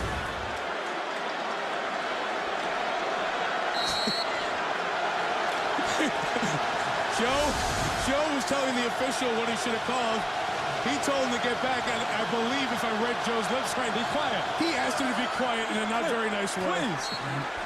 Keep her up the middle for a couple of yards. Penn State again will take a timeout. And what's interesting here, you don't see any of the Penn State players calling timeout. It's Paterno on the sideline calling the timeout with the official nearby. And we bring that up because that's what the difference is in Penn State being an undefeated team this year or not. The ability of the coach to call timeout right there on the sideline remains a good rule in college football. It's the second year we've had it, and by Paterno doing that there, it saves a few seconds for the players calling it. But they didn't like the rule when it happened to them at Michigan. Boyd Carr did it. They got 2 seconds back on the clock in their game in mid-October, set up Michigan for the game-winning touchdown. The only reason that Penn State has one loss on the year. Yeah, and it's a team that you think about everything that they've had to overcome. But Joe Paterno is such a competitive guy. He's going to go down to the final second here. He's going to try to come up with a play and try to see if they can get some points here. The momentum is switched back in favor of Florida State. He's looking for a big play. You're going to force him to punt here in all likelihood, for sure. It's been a first half where Penn State has not been able to move the ball offensively. They were forced to punt the ball 5 different times here in the first half. There's the correct timeout story. 1 left, so if they can stop Florida State on 3rd down, it forces the punt. Gives Penn State a chance for a return, a punt block, or perhaps a big play. 3rd and 10, Weatherford just into the middle. It's out to the 5, and Penn State stops it with 22 seconds. The one thing about getting out to the 5, Florida State will have room for the full punt snap when they kick it away. Well, we've arrived at 13-7. Florida State on top. Penn State scoring 7 in the first. Florida State responding with 13 in the second. One of the big plays so far. This long Robinson throw is intercepted by Florida State's Tony Carter. And after another good job by the defense of Florida State, their record-setting punt returner, Willie Reed, takes it the distance, 87 yards. And then after holding Penn State 3 and out, the little swing to Lorenzo Booker for 57 yards. 13 points in 80 seconds. The only bad part of that stretch for FSU was Gary Sismasia missing an extra point, which hadn't happened in 121 consecutive PATs for FSU.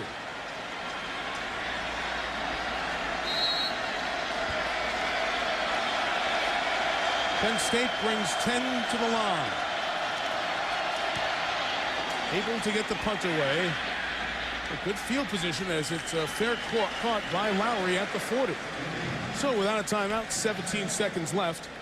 Penn State will try to work it down to get a field goal. Kelly's longest this year is 47, meaning a first down picked up could give them a chance at 3.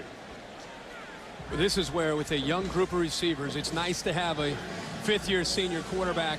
Even though he's making his last year as a starting quarterback his first, still he's been there. Don't forget, this is a team that faced Northwestern on the road early in the year and had to come up with some points before the half, had to come up with some points at the end of the game, and Michael Robinson was there to make the big plays. It's a stretch to call this a 2-minute drive, but on 2-minute drives this year, they scored 6 out of 7 times. The only miss was a missed field goal.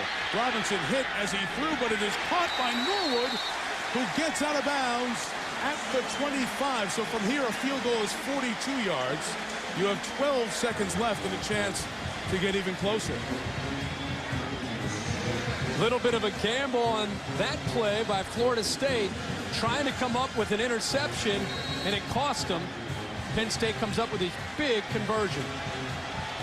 Quick out or a one shot to the end zone.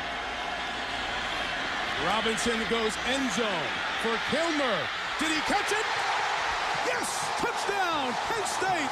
And what a job using your timeouts to keep it alive and tie the game.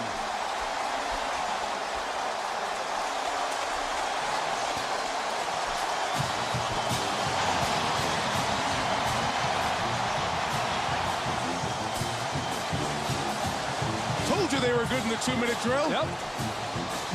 Mike, one of the casualties when you bring pressure and play man in one-on-one matchups is it's your man against the receiver, and you've got to be able to go up and make the play and bat the ball away. And that time, Tony Carter didn't even see the ball. Play under review. They're checking it upstairs to make sure Kilmer came down with it. Everything looked good with the live eye. Ball is up in the air. Number 15 doesn't see the ball until it's too late. What a great adjustment. Great body control there by Kilmer. But Mike, as a corner, when you're out there on an island, that's one of the things. Is Florida, what a great effort.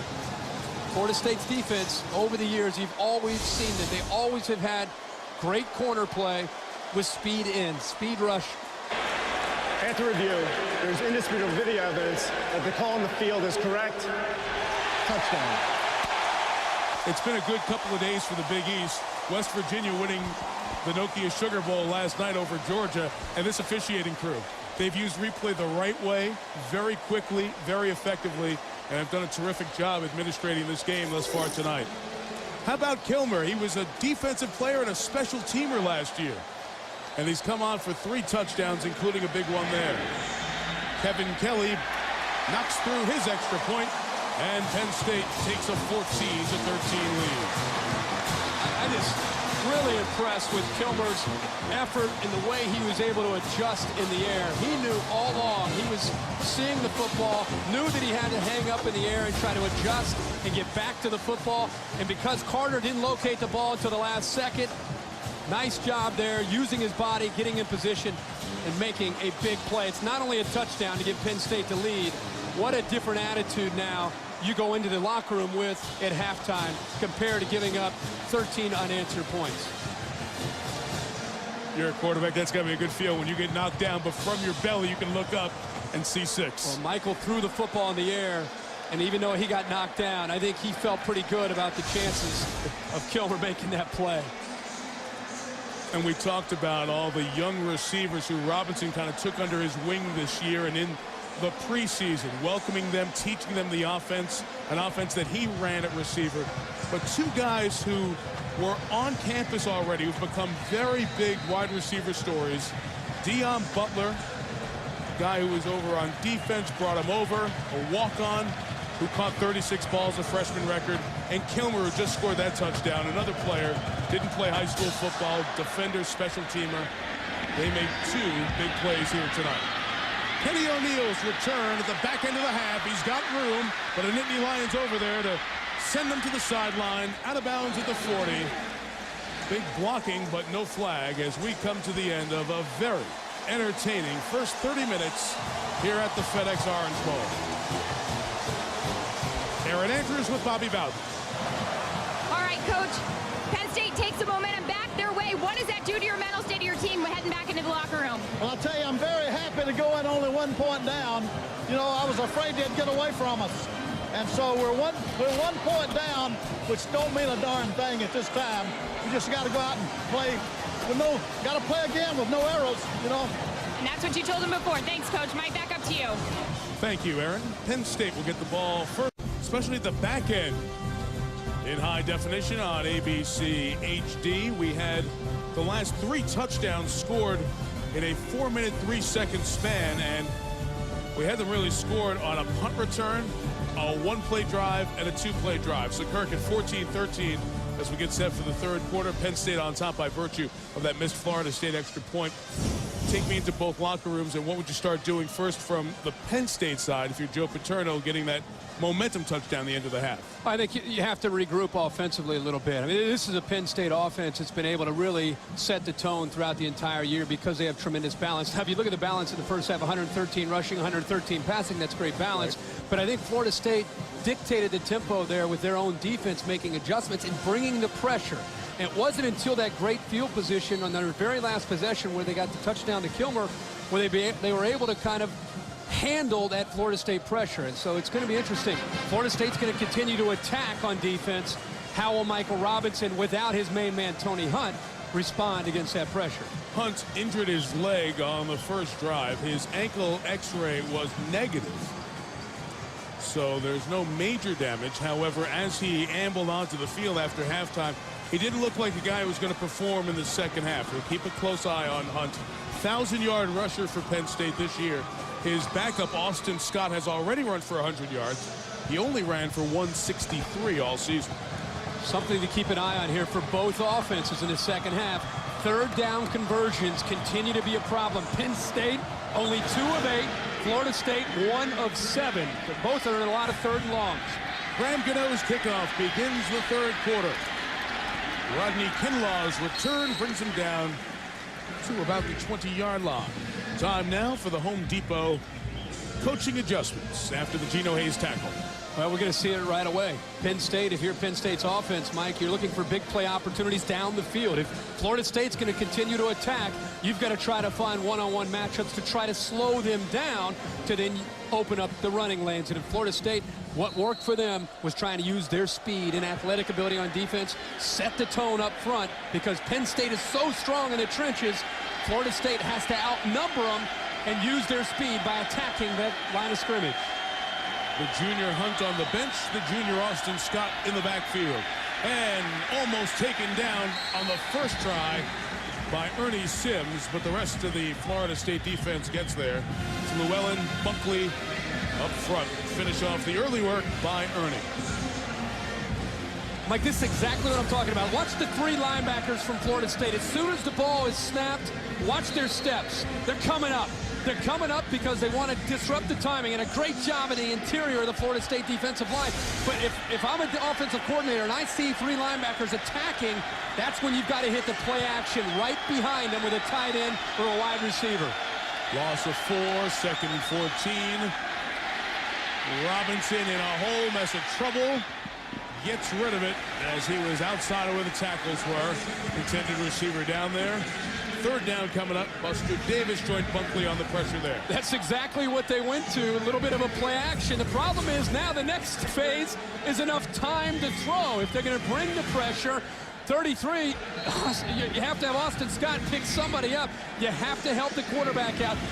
If you can protect and give Michael Robinson time, or if he can escape away from that pressure, you're going to find the one-on-one matchups that Penn State can exploit with their speed.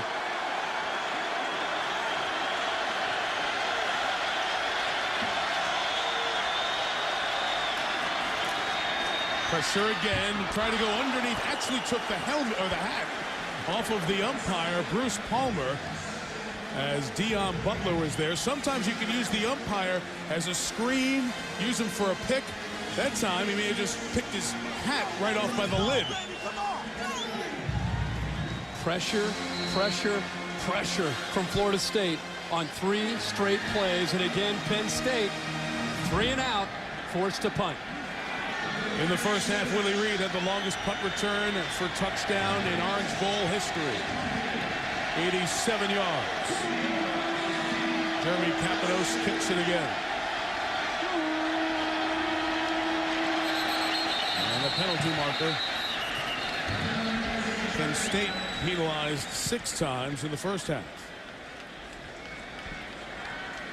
And Penn State usually, and again this year, one of the least penalized teams. To snap. I'll start. On the offense. Number 35. 5-yard penalty. Remains 4th down. We saw Joe Paterno walk off the field just after the half, pretty animated, pretty frustrated. We saw a lot of the emotions from Joe Paterno in that first half. And Mike, I think it has as much to do with the penalties, the sloppy play, getting away from the fundamentals, something that's been a strength the entire year from Penn State. Those are the things that aggravate him as much as anything. Something that goes with not playing the game since mid-November as well. Big Ten doesn't play after Thanksgiving.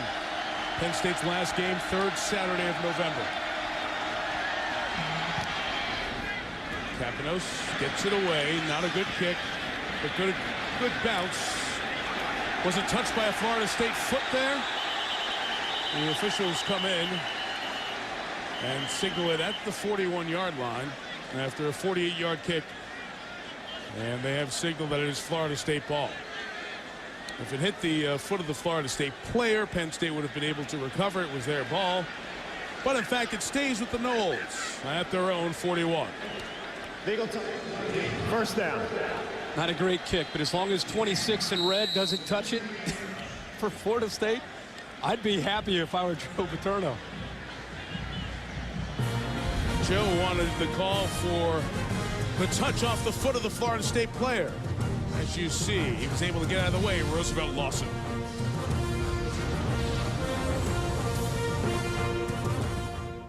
Miami-Dade County, 2.3 million people. 13% of the population 65 or older. Pretty good setting for this matchup of 76 and 79-year-old legendary coaches in college football. First and 10, this drive starts just shy of the 41 for freshman quarterback Drew Weatherford. Incomplete pass deflected up front as Holly and Alford were coming in on their left defensive side. You try to think about what adjustments Penn State might try to make. And if I'm Tom Bradley, the defensive coordinator, I'm going to say, we're going to do what we do and do it better. Just make sure we're tackling, make sure we're in the right position, the fundamentals, everything that they've been able to do all year, continue to try to put pressure on Drew Weatherford. If I'm Florida State, I liked when Weatherford was under center, moving him back from time to time in the shotgun, but he seemed to find his rhythm more when he was under center. Out of the gun, they run Leon Washington. Puzlesny had him by the ankle and brings him down at the 46. Good 4.5-yard run. Paul Puzlesny, not just a great linebacker at Penn State, but a leader, a captain as a junior. It's been 37 years since someone was a junior captain at Penn State. Says it all right there about the intangibles of Paul Puzlesny and what he offers his football team. 6 different All-American teams naming him first-team All-American linebacker. 111 tackles this year. Great student as well. Academic All-American in addition to a football-playing All-American. Third down, Weatherford flushed. Hali chases. His throw is incomplete. Tamba Hali, the athleticism and pressure off the edge for the 6'3" defensive end, whose dad Henry watches the defense force a 3-and-out. I thought Florida State might come into this game and try to jam not only with a tackle but maybe a tight end or a back. They've held their own against Hali, but that time you get a great illustration of the tenacity. He just does not give up. He has so much desire to get to the quarterback that even when he first doesn't get in there, he's going to keep coming until he applies the pressure. Chris Hall, very high snap. Nice job to get it down, and Hall just fires it out of there as quick as possible, and it will be downed inside the 5 for Florida State. Well, that's why there are no pictures on scorecards. It was a 51-yard kick down inside the 5, but it was the ugliest looking thing you've ever seen. Sorry about that, Mrs. Hall. ABC Sports exclusive coverage of the FedEx Orange Bowl. Brought to you by Pontiac, official performance machines of the NCAA. Tostitos, nothing brings people together like Tostitos chips and salsa. Meet you at the Tostitos. Verizon Wireless.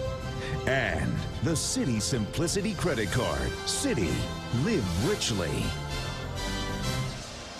Penn State leading 14-13. Florida State missed an extra point after their second touchdown. For 80 years, the Goodyear blimp has been one of America's most recognizable images. Tonight, the Goodyear blimp floating overhead. These great aerial views. And we remind you to be prepared for any weather on Goodyear's new Forterra tires, featuring the triple tread technology. They say the ball was touched by Florida State. The Noles coaching staff disagreed. Brandon Snow carries for a couple of yards, only out to the 9-yard line, as trying to break up the Sam McGrew get-together with Penn State center E.Z. Smith. The official took the worst of it, and it appears like Snow, the starting fullback, is injured as well. So Penn State, already without their starting running back, Tony Hunt, sees another lower leg injury to their starting running backs. If you throw Derek Williams, the true freshman who was thought to have a chance to play in this game, talking about a lot of playmakers from the Penn State offense. That's Matt Hahn, a sophomore out of Long Island, Dix Hills, New York. All Long Island performer. Played a very good high school out there, a Catholic League school on the island, St. Anthony's. But Snow's the guy. Former middle linebacker, broke his foot, moved back over to offense, and has been clearing the way for Tony Hunt's 1,000-yard season. So the starting running backs out for Penn State. 2nd and 9, Rodney Kinlaw, the third-string running back, is stopped by that Florida State front. Cameron Whibley, he missed the end of the regular season with an injury. Back with a vengeance here in the bowl game. The zone read play that you see, you'll see it a lot tomorrow with Texas. Keep an eye right here on the defensive end. That's the read for Michael Robinson. It's almost an option, triple option. He actually should have pulled the ball out when Alex Boston came down on Kinlaw. As a quarterback, you're taught to pull that out and take it around the edge and try to pick some yardage. That time, a poor read by Michael Robinson. Ton of 3rd and longs tonight. 3rd and 11. Two good defenses here. Robinson's throw is caught, but Justin King is not going to get the first down. Tony Carter and Pat Watkins force the latest 3 and out.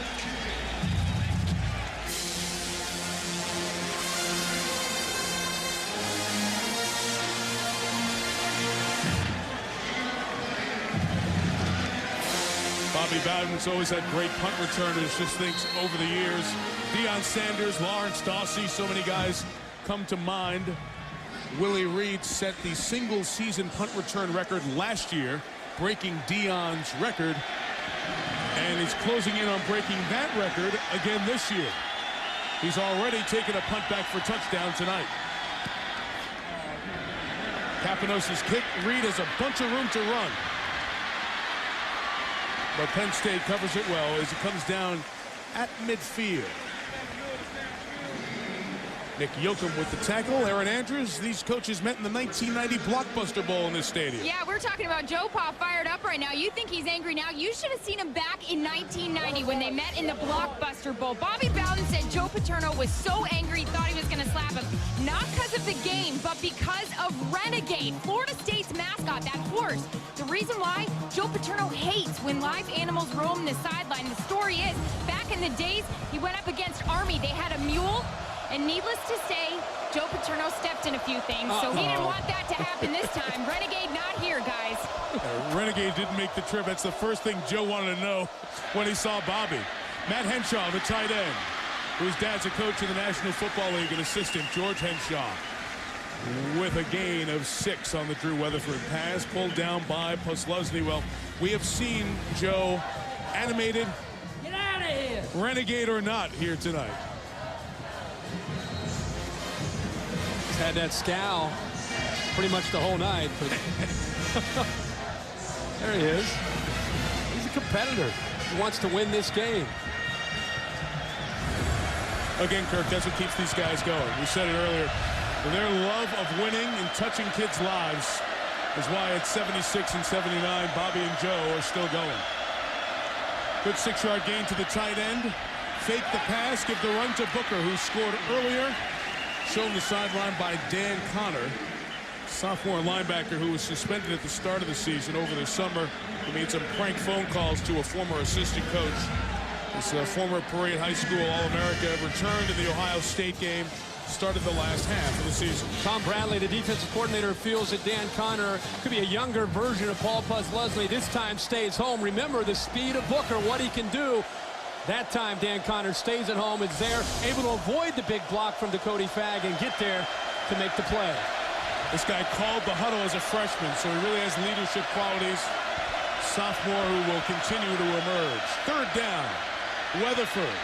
Flush, looking for room to run. Hali chased him into the arms of the tackles. Jay Alford and Scott Paxson. So the pursuit by Hali, the cleanup by the tackles. And Florida State's 1 of 9 on 3rd down tonight. Very tough call here for Florida State. Trying to go with an out and up. And when you have a safety sitting back here and Harrell, and you have a corner off to the left in Zamaitis waiting for things, it makes it very, very tough to try to hit a hitch and go down the right sideline when you have both a corner and a safety there. There's no one to throw the football to. That's a coverage sack for Penn State. Hall trying to pin them inside the 15-yard line again. This one gets a very nice second bounce and will be down at the 13. Very effective 33-yard kick for the senior Chris Hall. Well, as Bobby and Joe go head-to-head, we'll hear more from our sit-down with these two legends. All they care about right now is knocking the other guy off in this 1-point FedEx Orange Bowl. Well, the Bowl Championship Series standings brought to you by Allstate. Notice what's happened to these top 10 BCS teams. Oregon lost in the Holiday Bowl. Notre Dame losing to a very good Ohio State team. West Virginia beat Georgia. What a job Rich Rodriguez does under the radar. Auburn getting knocked off in the Capital One Bowl. What will happen at the top? Number 1 against number 2, the highly anticipated Rose Bowl game presented by Citi. Keith Jackson, Dan Fouts bring you the national championship game. 34 in a row for USC, 19 in a row for Texas. Each has scored 50-plus points per game this year. The table is set. Come sit with us tomorrow night here on ABC. Both starting running backs out for Penn State. Michael Robinson, the senior quarterback, takes over from the 13. Pass drop, perfect throw. Justin King didn't bring it in. Aaron, what about the fullback, Brandon Snow? Penn State not giving us any information, but he did in fact walk off the field. It looked like he was dealing with that left ankle. A trainer did come over when he was over at the bench. They didn't even take his shoe off, guys. So he's walking out. We don't know if it's for x-rays or whatever, but the trainer was looking at that left ankle. We'll give you more information when we find out, Mike. Okay, Aaron, thank you. Very first series of the game, that guy, Tony Hunt, went down with a leg injury. Starting tailback, starting fullback down, puts more pressure on this spread offense, more pressure on the quarterback, Michael Robinson, to dig themselves out of the hole. 6 of the last 7 possessions have been very bad for Penn State. Robinson had nothing open, tries to take off, eludes 2 tackles, gets to the 20. You see Florida State's Sam McGrew sliding in, trying to avoid the late hit flag that Paterno's asking for, but will not get. We'll have third and about 3.5 coming up. Such a close game, Mike. He wants the late hit call. Joe Paterno frustrated, but when you have such a close game, Mike, the obvious thing is turnovers, field position, special teams. And with this football here, for the most part in the second half, it's been deep in Penn State territory. And when you have a Willie Reed returning punts for Florida State, you're flirting with fire. It's important for Penn State to try to execute and pick up some first downs to get the ball out of this deep hole. 3rd and 3 from the shotgun, Robinson. Looking for room to run, it's not there.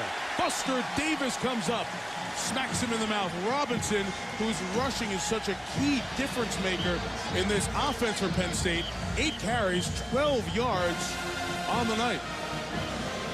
Mike, Florida State doing a great job of containing the athletic ability of Michael Robinson. McGrew, the middle linebacker, coming to the outside, forces the quarterback to cut back inside, and once he has to go back to the inside, count all the red jerseys. There's 1, 2, 3, 4. Very tough for Michael Robinson to deal with the speed of that penetrating Florida State defense. 3 drives, 3 3-and-outs. Kapanos kicks it away.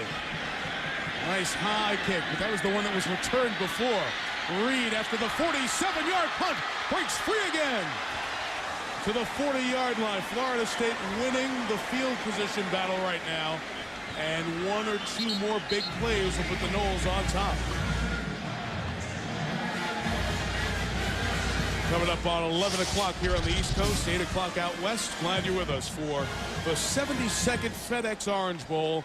Penn State returning to a BCS game for the first time in nearly a decade against Florida State. Early, an 8-play, 85-yard drive, capped by an Austin Scott touchdown.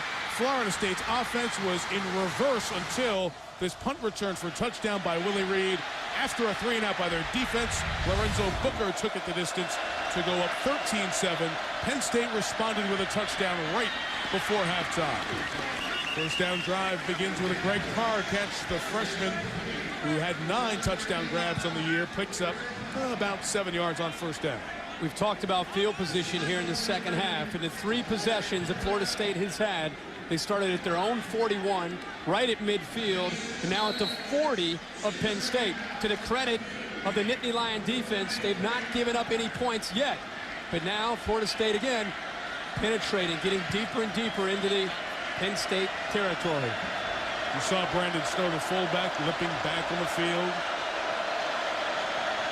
Noles offense with a good opportunity here. Dealing from 2nd and 4.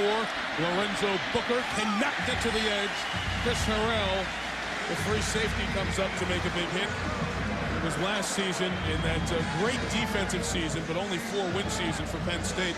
that Harrell injured his neck, very serious injury. Talked with Adam Taliaferro, who you remember back in 2000 was injured severely. People who thought that he might not be able to walk again. Made that dramatic return to Beaver Stadium, the crowd cheering as Taliaferro with the halo on walked back in. He's continued to improve his health. Harrell talked with Taliaferro about what was ahead and has come back to play well this year. Will they get the first down in the third quarter? No, incomplete. The slant for Willie Reed was defended well. And we'll have fourth down coming up. Considering Florida State has 28 yards tonight rushing, their offensive line has held up pretty well. I really thought they'd struggle up front with pass protection. Number one, they're beat up front. Number two, it's a one-dimensional offense. You have a young quarterback sitting back in the pocket. Penn State knows that they're throwing the football, and yet they have not been able to get in there consistently. Yet they have made the plays on the back end to force Penn State into another punt here.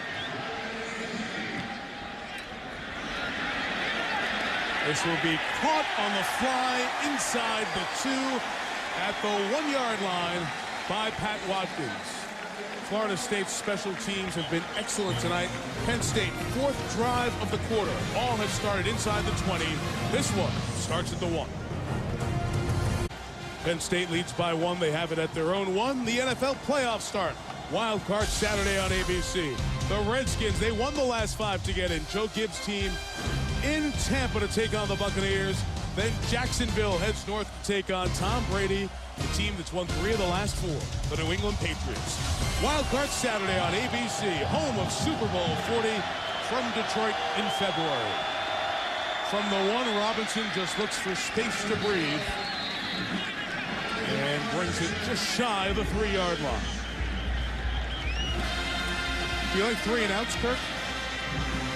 If you go back and look at the play, Mike, right before the half where Penn State was able to score, if you exclude that, you have 7 of the last 8 drives have accounted for 33 yards for Galen Hall in Penn State. That's why he's rubbing his forehead and frustrated. It's the first time they've encountered this the entire year. Galen knows what it's like to go up against Mickey Andrews, the Florida State defensive coordinator. He did 5 times when he was the coach for the Gators. Getting off the goal line, but only to the 4-yard line is Scott. 100-yard rusher here on the day. Galen Hall looking down. This might not be the right time to do it, especially now, 3rd down. But Penn State eventually is going to have to do something to stretch the Florida State defense. Florida State is attacking the line of scrimmage. They're not respecting the speed of the Penn State receivers because they're either stopping the running game or applying enough pressure on Michael Robinson when he drops back to throw. They've got to get him back to throw and try to go downfield. That length is wide. Penn State's 2 of 11 on 3rd down tonight from his own end zone. Robinson throws down the middle. Incomplete. Dion Butler had 4 Knowles there. That's back at the line of scrimmage as the headgear came off on Fluellen. Penn State has missed its last 9 3rd down conversions. Well, Pat Watkins disciplined 3rd down as a safety. You know you've got to get back. Penn State just trying to find a seam, splitting the safety in the corner, trying to put the ball perfectly into that seam, and that time Michael Robinson very fortunate that Watkins did not come up with the interception. 7 possessions in the 3rd quarter, 7 3 and outs. It's frustrating offense. It's also stifling defense. Field keeps moving closer to Penn State's end zone. Kapanos gets a bad kickoff. Reed gets it on the hop at the 41. And Willie Reed brings Florida State close, but the flag comes in and will take them back on the other side of the 40 in all likelihood. That's their best offensive play. You can't have a penalty on a return. It's their best play. Legal block in the back.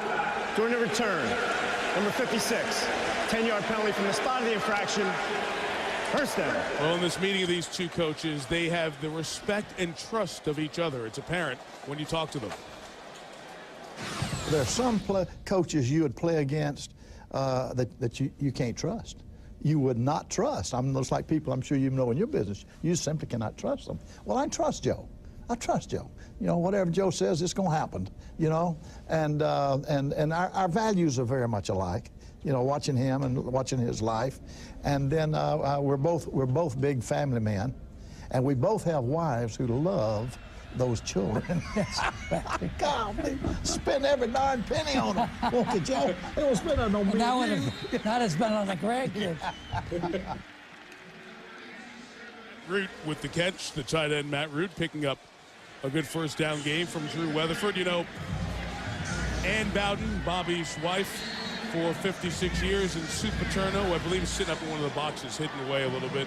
Sue and Joe Paterno, they've known each other for a long time. Both schools have the same athletic shoe supplier, and they go on a trip together with that company very often. And those guys get to sit, and their wives get to sit and chat and visit. Weatherford throwing the deep ball into coverage, and it is incomplete. Anwar Phillips almost had the interception. As for the second time tonight, he and Willie Reed go at it down that left sideline. Bobby Bowden, Jeff Bowden that time thinking on second and short. Let's try to challenge Phillips down the sideline to their man Willie Reed. I tell you, it is tough to get behind Anwar Phillips, fifth-year senior, watches a lot of film. He knows the tendencies. That time again in perfect position. Florida State given great field position, Mike, for the fourth time. Have not been able to do anything with it. Let's see what they do here on third. Bring the receivers block for Washington, who gets the first down. Flag down, though, on the far side. Leon Washington thinks he has a first down, but away from the play, a flag was thrown. Maybe a Seminole offensive lineman caught again. Holding on the offense, number 63. 10-yard penalty from the previous line of scrimmage. Replay third down. That's their captain, David Castillo. Castillo's wondering what he did wrong. Wily veteran trying to get away with one right there. Takedown of Jay Alford away from the ball. Umpire was right there and made the call. But, Mike, you already have an offense that is struggling to make a play. Outside of the Lorenzo Booker play that got him a touchdown on one play, they have really struggled. And when you inflict pain upon yourself with penalties, you self-destruct, you're just ruining great opportunities with the field position. You saw that very small yard total for both teams. The teams have combined to run 23 plays in this half. What defense? 3rd and 12. Screen to Booker. Can he get the block on the outside? Posluszny chases him, brings him down shy of a first down. Field goal attempt from here would be 49 yards. Sismaja, who hit a 49er against Duke earlier this year, missed an extra point in the first half. The pressure is there. Rice gets in very, very quickly, and Weatherford lucky to get the football off. Linebackers downfield, Posluszny there, the last man to come up with a saving tackle, but Florida State going to go for it here. 4th and 2.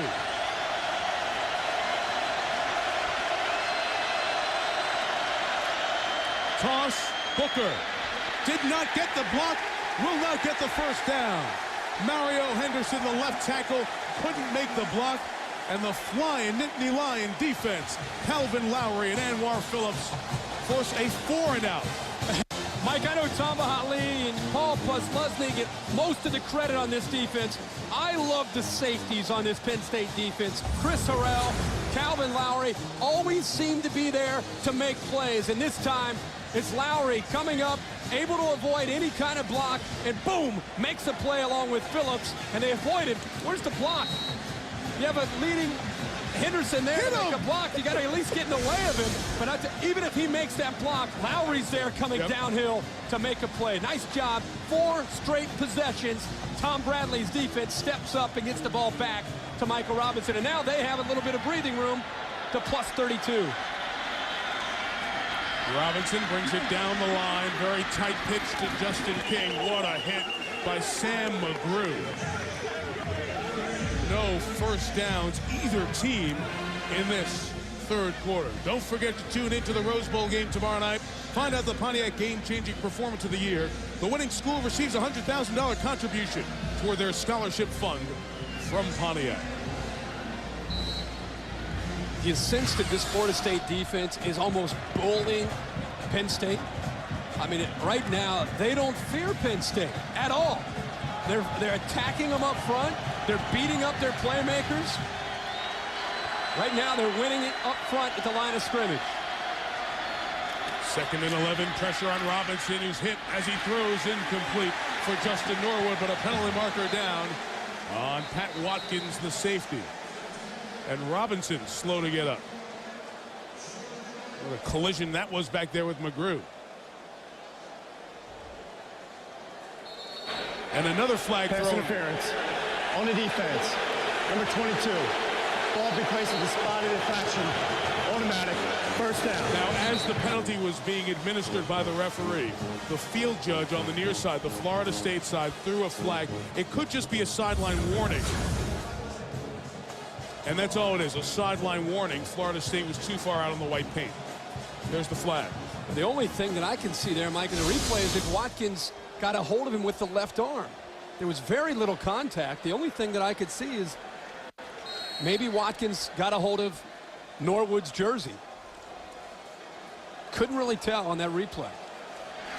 Now Bobby's chance to ask the officials some questions. Hey, there's an intimidation factor with a veteran great coach on the sideline for the officials, no matter how veteran they are. These guys are working them tonight. Double reverse, King hands to Justin Norwood. Robinson out there throwing a block. Brought down at the 42-yard line. The offensive coordinators are having to go deep to find plays that are open up against these two defensive coordinators. Galen Hall, the offensive coordinator for Penn State, having to find answers for Mickey Andrews' defense here tonight. Well, at least after the double reverse, you got to come up with something to slow him down. At least now you're in 2nd and short as opposed to being in 2nd and 10. Robinson's throw is caught by Ethan Kilmer at the touchdown earlier. Out of bounds, just shy of midfield. It's been a good night for Kilmer, 3 catches. One thing to remember about Penn State's offense is this is a confident group, despite the injuries, despite the fact they've been dominated for the most part of this game, Mike, because you have a veteran quarterback. Anytime might be just a small pass like that. Maybe it's a first down. Something can always spark an offense, and all of a sudden you find them going out and executing much faster and with a lot more confidence. Penn State has to burn a timeout. They've got personnel issues here, play clock running down, and there's a timeout wasted. You saw the value of not wasting a timeout in the first half. Penn State had all 3, were able to call them, force a Florida State punt, and in 2 plays go out and score a touchdown that has given them this 1-point lead, 14-13. Well, as mentioned, the 2 teams that score 50 a game, USC and Texas, meet the national championship. My God, you look pretty good for what you've done here. Kirk was out in Pasadena yesterday for College Game Day on ESPN. Here tonight for the Orange Bowl. I don't feel bad for you. No, I don't either. I'm jealous. I wish I was going with you, pal. I'm loving it. I mean, give me your feel for the game. What'd you sense when you were out there and talking to the guys? The sense is that USC is getting a lot of hype locally, and I think Texas is fed up. They had made it very, very obvious in dealing with the media the last couple of days that, hey, people are talking about already USC's won, and we haven't even played a game. I think Texas is going to come out of the gate with a lot of fire, and I'm very interested to see if they can maintain that throughout the entire game, because Oklahoma was saying a lot of the same things last year, and then they got hit in the mouth and the game was over. So would it be different this year, or would it be the same as last year? Still jealous of you. But the good news is... You want to come on the flight with me back to L.A.? No, I'm going to sit with my son and enjoy the game, listen to Keith and Dan, Todd Harris and Holly Rowe on the sideline. National championship game, Rose Bowl presented by Citi. Tomorrow night, 8 Eastern, 5 in Pasadena on ABC. More pressure. Robinson running for his life. Gets rid of it, incomplete, as he gets a shot on the sideline out of bounds. But no flag. Oh, a flag does come down, but this is downfield, not with that. Easy Smith, the center, was downfield about 15 yards, 10 yards. We're seeing all this pressure, a change after that third possession, turned up by Mickey Andrews, the defensive coordinator. Both defensive coordinators at these schools have been here for a long time, have laid a great foundation for what these teams do. Flag is being waved off for an ineligible receiver downfield. The ball crossed the line of scrimmage out of bounds. Second down. There's Mick, who's been 2+ decades as Bobby's defensive coordinator. Alabama Sports Hall of Fame in May.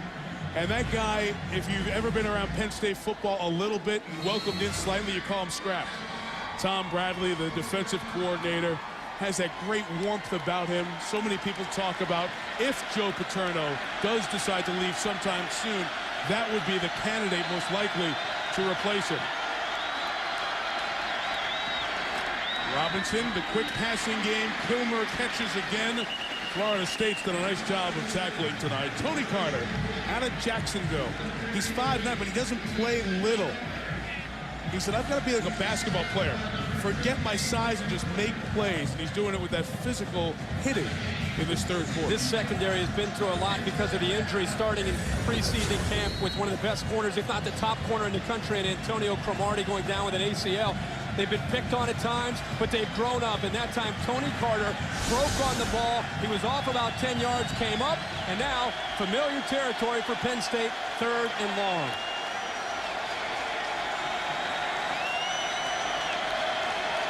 Here's the tight end, Smoko, 81. He's staying in to block the pressure from Kyler Hall, the safety. Robinson gets away and throws it away. Incomplete again. This is just a clinic. Florida State has shut down Penn State's ability to run. They're bringing all sorts of pressure. You wonder if a screen pass might call off the Dogs a little bit here. Well, they've tried a screen pass. The problem you have is that everything is being covered downfield. They're not having to always bring an all-out blitz.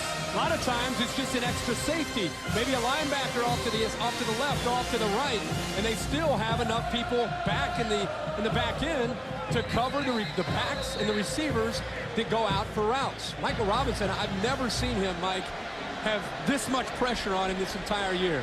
There were a couple of Florida State players, 2 of them shaken up at the same time. Roger Williams and Lawrence Timmons. That's Williams, number 8, with what you would think would be cramps by the way the training staff is treating them. Again,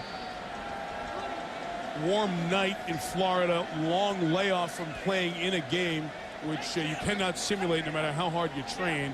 The long halftime, and very often in bowl games down here in South Florida, we see this. And apparently that's what both players are dealing with here.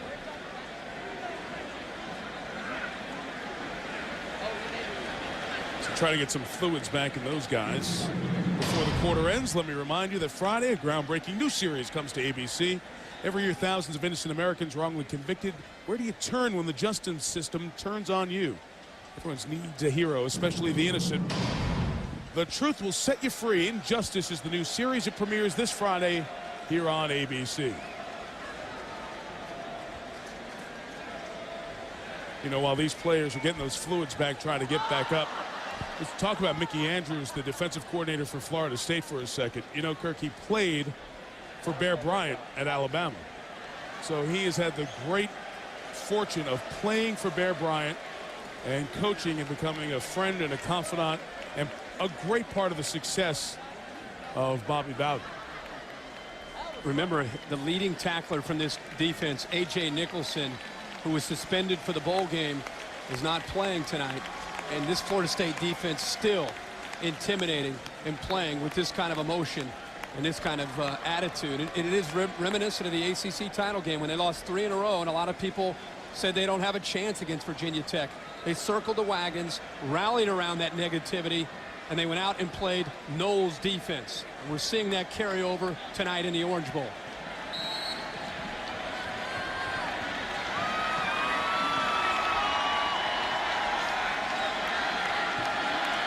Capanos to kick it away. Could be the final play of this third quarter.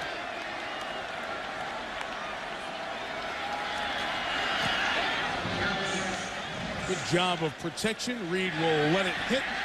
Penn State will down it at the 6, so they flip the field a little bit. And Florida State will start with the long field and the bad field position as the fourth quarter begins. The punt was 42. Very good defensive quarter, poor on offense. After 3, Penn State 14, Florida State 13.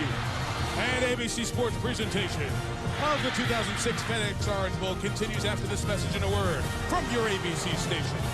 Aaron Andrews, Mike Tirico in Miami. FSU starts from its own 7, trailing by 1. And no room for a first down run against that stout defensive front led by Tamba Hali, the first team All-American defensive end, as Booker carried there. Who would have thought the sequence of plays back in the second quarter going back and forth where it looked like Florida State had the possession and missed the extra point, and Penn State right before they have, they get great field position off the punt and then hit a touchdown. They go up by 1, and the way the third quarter went, it almost felt like Florida State might be winning this game, but they're still down a point and now have a long way to go.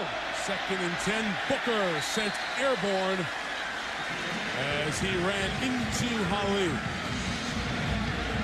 Go back to that extra point missed by Gary Sismasia, the sophomore.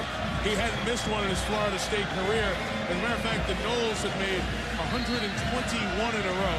Snap was good and hold was good. He just had it head up and just spun through it quick and missed it to the left.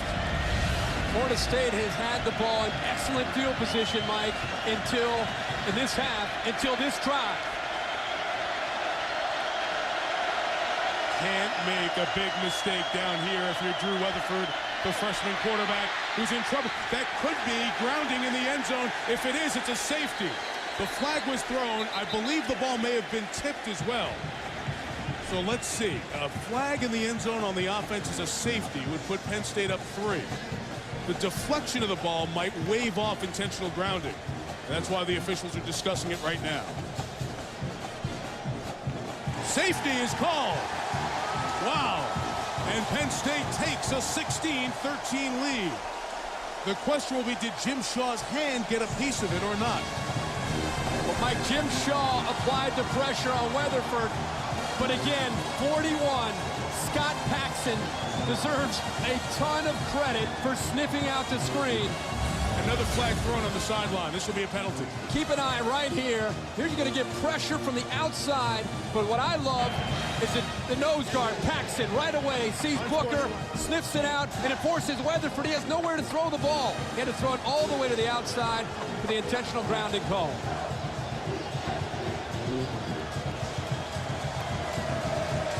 Ball not deflected, as you see, and then if you go at the wider picture, you view are any receivers down here for Florida State in the general area, and it did not look like there were. So 16-13 is the score, and on top of that, the free kick that Florida State's going to send to Penn State will come from farther back after the unsportsmanlike conduct was called on the sideline. Billy Sexton, the assistant coach, whose son Wyatt was the quarterback at the end of last year, contracted Lyme disease, was involved in a couple of incidents until that was properly diagnosed. He'll be back playing for them next year, competing for the job. But he's in there questioning with Bobby what happened. The way this second half has gone, you knew both offenses are struggling. Which offense could avoid the costly turnover, and which defense could apply the pressure, or could it be special teams? And that's still the case with 13-36. These two offenses are struggling. Which defense, which team, special teams can make a difference in this game? This time, Penn State does. Pressure on the outside. But what I love again is Scott Paxson typically applying the pressure, and that time sniffs it out. There's nobody there. No. The back Booker was in. He could have been going out for a screen, but it was 15 yards away from him if you go across the field. The two receivers were downfield. That was an absolutely correct call. What happened with Weatherford, Mike, is at the last second, he realized that Paxson was sitting right there, and he looked back to his right to see if he had anybody. And by the time he waited to the last second, he just threw it as far as he could out to the left. There's nobody out there, and that's the right call by the official. Now, because of the unsportsmanlike conduct call, the free kick comes back at the 10-yard line, and they choose to use the kickoff man, Gano, to kind of bounce it through. Works out okay as it comes all the way back, but Justin King, with speed, has it in his hand, and Penn State gets good field position in addition to the 2 points, and another flag comes in here.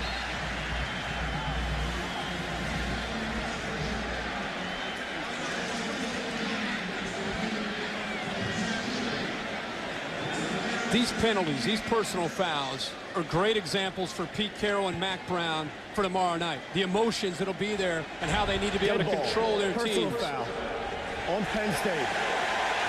Dead ball, personal foul on Florida State. Penalties offset, first down. He pointed the wrong way. He's still offset. It doesn't matter. We get it. But Mike, tomorrow you're going to have those two teams come out of the tunnels, and they've been building up and waiting for this game. And that's a big part of trying to win a championship and win a bowl game like this, is controlling your emotions and playing with great discipline. It's the one way to get in Joe Paterno's doghouse. Personal fouls, penalties. 7 tonight for Penn State. He might win this game and still be upset because of the penalties. Michael Robinson without his starting backfield, both injured. Austin Scott has been on 100 yards for the entire quarter and a half here. Yards have been very difficult to come by with these two very good defenses. Penn State limited to 29 yards in the second half. Florida State, 30 yards in the second half. If Florida State wins this game, either their defense or their special teams going to have to make a play and either score or put them in a position to score. Second and 11. Robinson goes for the quick pass. Almost intercepted. Smoko kept the ball in the air and nearly handed it to Tony Carter. Robinson's getting a post-pass beating. He's been on the deck the last 7 times he's tried to throw. I don't think we've seen Michael Robinson tonight have a chance to settle his feet one time, even when he's on the move, just to be able to throw the ball one time without that happening. The entire night, Florida State's linebackers and defensive line have been in his face, and such a big part of his game is scrambling and picking up big yards with his feet. He's not been able to do that tonight. And that's the offensive MVP of the Big Ten. 5 rush, the blitz gets there late. The pass complete to Norwood, first down at the 26. What a job by Jordan to hang on as Buster Davis took the shot at dirtying the uniform of Robinson. Gain of 21. Finally, we get to see one of the freshmen get a chance to make a play, but first, give credit to Michael Robinson for sitting in there. He knows that Davis is coming in, and he's able to sit in there, wait to the last possible second, and put the ball where it has to be. Florida State's getting dangerously close to a late hit. They're taking him down every time, about a half second within a flag. Will they go for it all here? Throw is caught. Carter trying to jump the route. They go right back to Jordan Norwood for the catch. That last hit you saw on Davis didn't necessarily look like a big hit, Mike, but it's just the toll. It's like being in the 14th round or the 15th round, and you continue to get hit. Sometimes the smallest hits hurt you the most. Very, very close there. Tony Carter jumped the route, but Norwood coming back to the ball picks up some valuable yards, and Penn State getting into the red zone. See if they can come up with some points on this drive. Deion Butler's caught only 1 ball tonight, set a freshman record with 36 catches. Robinson throws high for Kilmer, and it's incomplete. Talk about all the youth on Penn State in terms of the wide receivers. Freshmen were responsible for 61% of the yards this year, 12 of the 17 touchdowns. Justin King, Jordan Norwood, Deion Butler, Lydell Sargent a couple of grabs, and Derek Williams, the star of the freshman class with a broken arm. He's been out since midseason. He caught 22 in the first half of the season. for Penn State. The way Florida State's playing offense, they have to get a stop here. Third down, option into the boundary. Robinson keeps going and gets right to the first down line. Freshman Gino Hayes was dragged that extra yard by the fifth-year senior. A little bit stronger, a little bit tougher. Might have gotten the first down. Gives you a great idea of Michael Robinson's speed and then his power.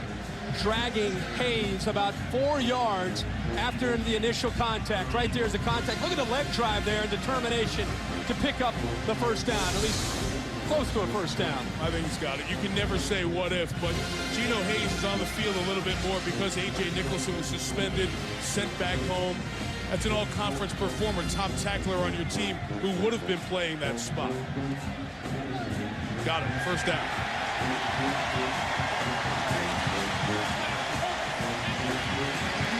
For a guy that's been beaten up all night, it's a heck of a play by Michael Robinson. Michael Robinson, he's been beaten up emotionally his whole career. Are you a running back? Are you a quarterback? Are you a wide receiver? Bounced around by position, unsettled until the day after last season when Joe Paterno said, you get yourself ready to be the quarterback. He had the leadership qualities. The passing wasn't there as much. The athletic ability was. But Joe said, you're the guy. And he has certainly grown into the role. Hand off to the up back Austin Scott. He gained about 3 to the 13-yard line. And the clock will tumble under 11 minutes left in regulation. Probably their best running play is when Austin Scott lines up for the fullback, and it's just a quick hitter. And the reason they're doing that is Florida State is getting up the field so fast that it's just a quick little trap, and they're trying to get the speed of Scott right in there. He almost hit that for a big gain, but at least it's positive yards for Penn State. And how many times did we see them line up in that formation and get it to King or Williams or Norwood, who's back there now? Robinson engulfed, but gets out of it. Lost his helmet, too. Dangerous shot as he comes down to the 12-yard line. Wow. As soon as the ball carrier's helmet comes off, the play is immediately dead at that spot. So although he may have reached the 12, they're going to move the spot back a bit to the 13. Keep in mind the pounding that he's already taken tonight. I think even the first hit, where it looked like he was going down, was just as big as the second hit. And Ernie Sims is there in the hit. His helmet comes off as well. First hit. Right there he gets hit, but he keeps going. Boom! Oh, boys are hitting out there tonight. Penalty flag comes down. Florida State is going to get a substitution infraction, I believe. The Noles, I think, broke the huddle with 12.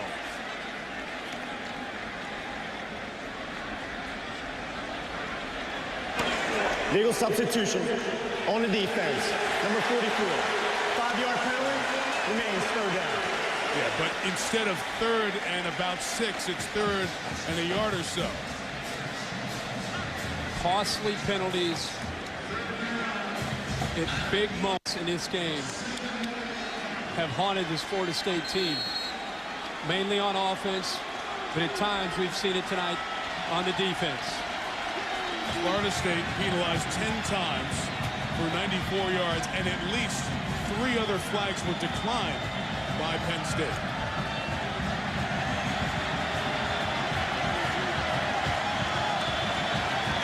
Let's watch the battle in the trenches here. Third and a yard. Austin Scott pushing forward and enough of a surge to get the first down at the 5. After missing 10 straight third downs, they've had third and shorter and converted their last 3. And the last 2 third downs, what we've seen is a determined football team. Great individual effort on the first one by Michael Robinson, where he's able to carry Gino Hayes across for a first down. And then this time, Austin Scott got hit. A safety came up for the second hit. He fought through and picked up another Nittany Lion first down. Matt Hahn, that sophomore, comes in there. They're all tightly bunched for first and goal. Robinson lost the football. Look at the hitting there. Florida State has recovered.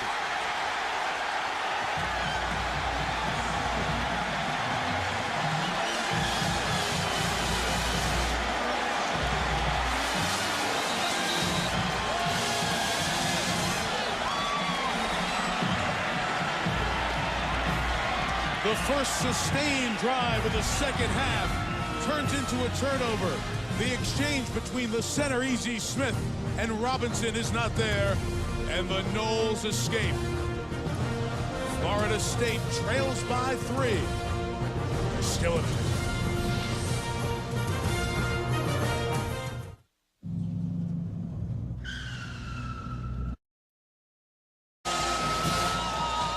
Very little scoring here in this second half. Only a safety as Drew Weatherford was called for intentional grounding in the end zone. Michael Robinson and Penn State, a touchdown would have put them in such good position. Florida State hasn't moved it at all in this half. But a fumble on the exchange. They get back on the field on offense. Leon Washington goes forward maybe 2 yards. Let's go back to the fumble. As a quarterback, show me what you see here, Kirk. E.Z. Smith getting yelled at. Well, I saw E.Z. Smith running off the field and kind of looking at his hand and shaking it almost as if it was maybe a wet hand, and looking there. It didn't even look like the ball gets up from the center to Michael Robinson. I thought Michael Robinson had his hand on it there, but Moffitt pulls it away from him. Right there you can see that the ball never got up to Michael Robinson. E.Z. Smith still looking at that right hand thinking, man, wow, crucial turnover. From the 7, Drew Weatherford, quick screen to Leon Washington, who was in to get an IV because of the cramping. Back on the field, gets a first down at the 17. Also got a good downfield block from his tight end, Donnie Carter. That is the first Noles first down in 23 minutes. And the one thing Florida State cannot afford, an injury to an offensive lineman. They are dealing with here as Ron Lunford is slow to get up. Said at the beginning of the game, they have 6 healthy offensive linemen that they feel that they can compete with tonight. It's nice to see Leon Washington back on the field because he is such a strong runner. Lorenzo Booker had the big play earlier. He's a fast, has great acceleration, but Leon Washington, nice change of pace with his strength running and breaking tackles. You can see Lunford, he's battled through his knee injuries during the year. Speaking of the offensive front injuries, Corey Nimlock would have been the starting left tackle. Tore a ligament in his knee against North Carolina State. John Frady and Matt Meinrod as well. 3 guys who would be playing out of there for the season. 2 starters and one of the first replacements to go in. So really 3 starters out of this offensive line the last 3 or 4 games. That's why they've only run it tonight for 24 yards. To the tight end, Matt Henshaw at the 20-yard line. Gain of a couple. Time now for our Tostitos game summary as we get to the halfway point of the 4th quarter. 3-point game. Penn State with that fumble. It's been Austin Scott over 100 yards. By virtue of the Tony Hunt injury, the 1,000-yard runner was injured on the first drive. Meantime, FSU has been struggling on offense. 48 plays, 190 yards. Willie Reed almost has as many punt return yards as the Noles have on offense tonight. 2nd and 7. Press coverage on the receivers. Weatherford running for any space to throw. Incomplete behind Booker as Halid charges in from the edge. Starting to see the speed of Halid get the best of Overmeyer. One-on-one, he's going to win that matchup, especially the conditioning factor. Getting late into this football game, the most impressive thing that I've seen from Penn State's defense throughout this year, Mike, is the versatility. They don't always have to go to nickel versus 3 and 4 wide receiver sets because of their 3 linebackers. It gives them that ability to defend the run and also the pass. That time, Halid too strong for Overmeyer. 3rd and 7. Weatherford has no pocket, nobody open. They're making this one up, and it's caught by Chris Davis, brought down by Lowry at the 41-yard line. Gain of 39. As a young quarterback, Mike, I think he is so aware of Ali that he's even moving and rolling to the right before he has to. Sideline warning, Penn State. That's her first. He realizes he has a clock going off in his head, and he knows that eventually Ali's going to get in, but he helps Tamba Ali because Overmeyer's in decent position with the spin move. When he rolls to the right, it allows Ali to actually chase him down, but a nice job by Chris Davis. The scramble drill gets away from Lowry, and Weatherford, with vision downfield, puts the ball where he has to. Nice completion and a big change of field possession here for Florida State. Weatherford, three-step quick hit off the hands of Posluszny. The All-America had a ton of room to run ahead of him. And a great opportunity for a touchdown. Here's the instinct from Paul Posluszny. Looking in the eyes, seeing the three-step, the quick game. As soon as he recognizes three-step drop, Mike, his head, he's looking for the quick slant. He's checking to see who's coming to the inside. And by doing that, he got his hands up. All he has to do is make the catch, and he might be in the end zone. Now you see why he's the best linebacker out of Hopewell High School in Aliquippa, Pennsylvania. That produced a pretty darn good running back in Tony Dorsett as well. A great Pennsylvania City where Joe Montana and Mike Ditka grew up as well. Posluszny's bringing pressure now. Weatherford got it complete to Jacody Fagg, who lost his footing, brought down at the 37. Posluszny holding his right knee. Oh, gosh. Oh, man.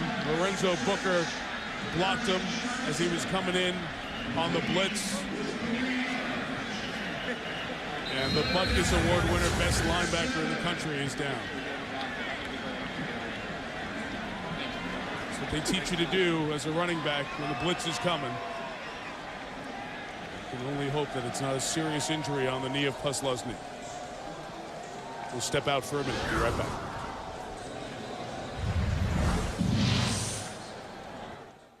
Exclusive coverage of the FedEx Orange Bowl, brought to you by FedEx. For the ultimate in reliable shipping, relax, it's FedEx. AT&T, introducing the new AT&T, your world delivered. Chrysler, inspiration comes standard. And Allstate, are you in good hands? Back here in Miami, the All-American linebacker Paul Posluszny coming off the field, put no weight on that right leg. He was holding his knee as soon as he went down, and they're looking at him over on the Penn State side. Certainly check him out. Junior, another year of eligibility, was thinking about going to the NFL, likely first-round pick. Back to the play, 3rd and 7. This pass is caught inbounds, first down, Willie Reed at the 25-yard line. A gain of 13, and Florida State keeps this drive alive, and the Noles have a player who's shaken up on the far side. Chris Davis is hurt. What a throw here, Mike, by Drew Weatherford. Knows right away, man under, something that Penn State has not shown a lot of all year. Man under, a safety against Willie Reed.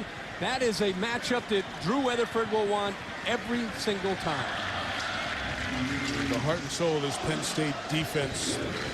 Their 12th first-team All-American, called by the great Jack Ham, the best linebacker at Penn State, taken off on a cart with that knee injury. Timeout for the FSU injury.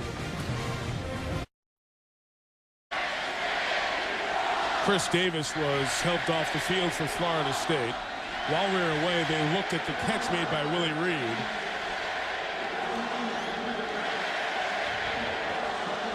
And it was a catch, so it's a first down.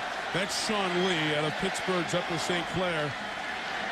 Freshman, true freshman, who made his debut against Ohio State. He has come in to that linebacker spot where Paul Posluszny was, injured 2 snaps ago.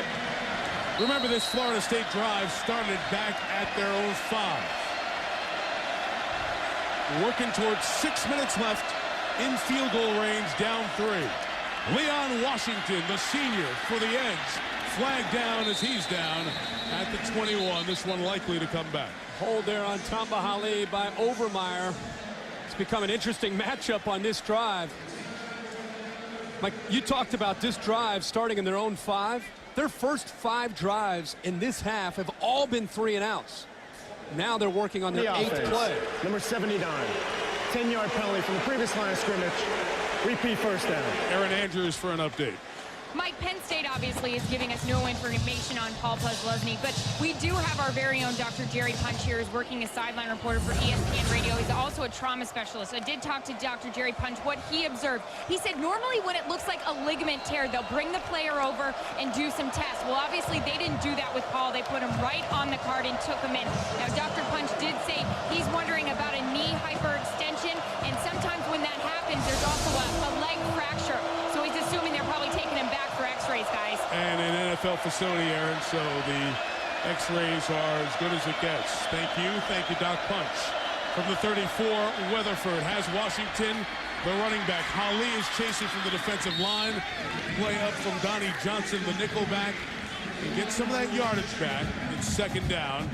Now start thinking, not many possessions left in this game. We are approaching 5 minutes, fourth quarter. Every yard at this point counts, Mike. Of course, if they can get a touchdown, Bobby Bowden's going to keep attacking and trying to get that. But just to get into field goal range, to give themselves a chance at tying the game here late in the football game. You cannot continue to have the penalties and the little things that push you back. Florida State's had 11 flags tonight. 3 others declined. Second and 15. Penn State brings an extra body. Weatherford, the freshman, is hit as he threw, and it's incomplete. Matthew Rice. You know, all these guys along the defensive front take home hardware for the Big Ten. Rice's second team in the conference, along with Alford, Scott Paxton, Holly are first teamers in the league. Great call this time by Tom Bradley. They've been getting a lot of pressure with 4, and that time you saw the 2 defensive ends get in, but they also brought an additional linebacker, one of the few blitzes that we've seen here in the second half because they haven't had to. Nice change up there by Tom Bradley. Willie Reed, the receiver's coming on the field late. He didn't know the play, was just told it by Dakota Fagg. Reed is in the slot at the top of your screen. From here, a field goal is 46, so just some yards would be smart. They want the middle of the field, Mike. They lost 1 with Leon Washington. Now the field goal, it's emphasis major, is 47 yards. So wouldn't it figure that Bobby Bowden, as Craig James was alluding to at halftime, involved in so many close games, missed extra point, and now a field goal opportunity factoring into this one. There is Sis Major, the sophomore, 5 of 7 from this distance this year, hooking left, but hooking in to tie the game at 16.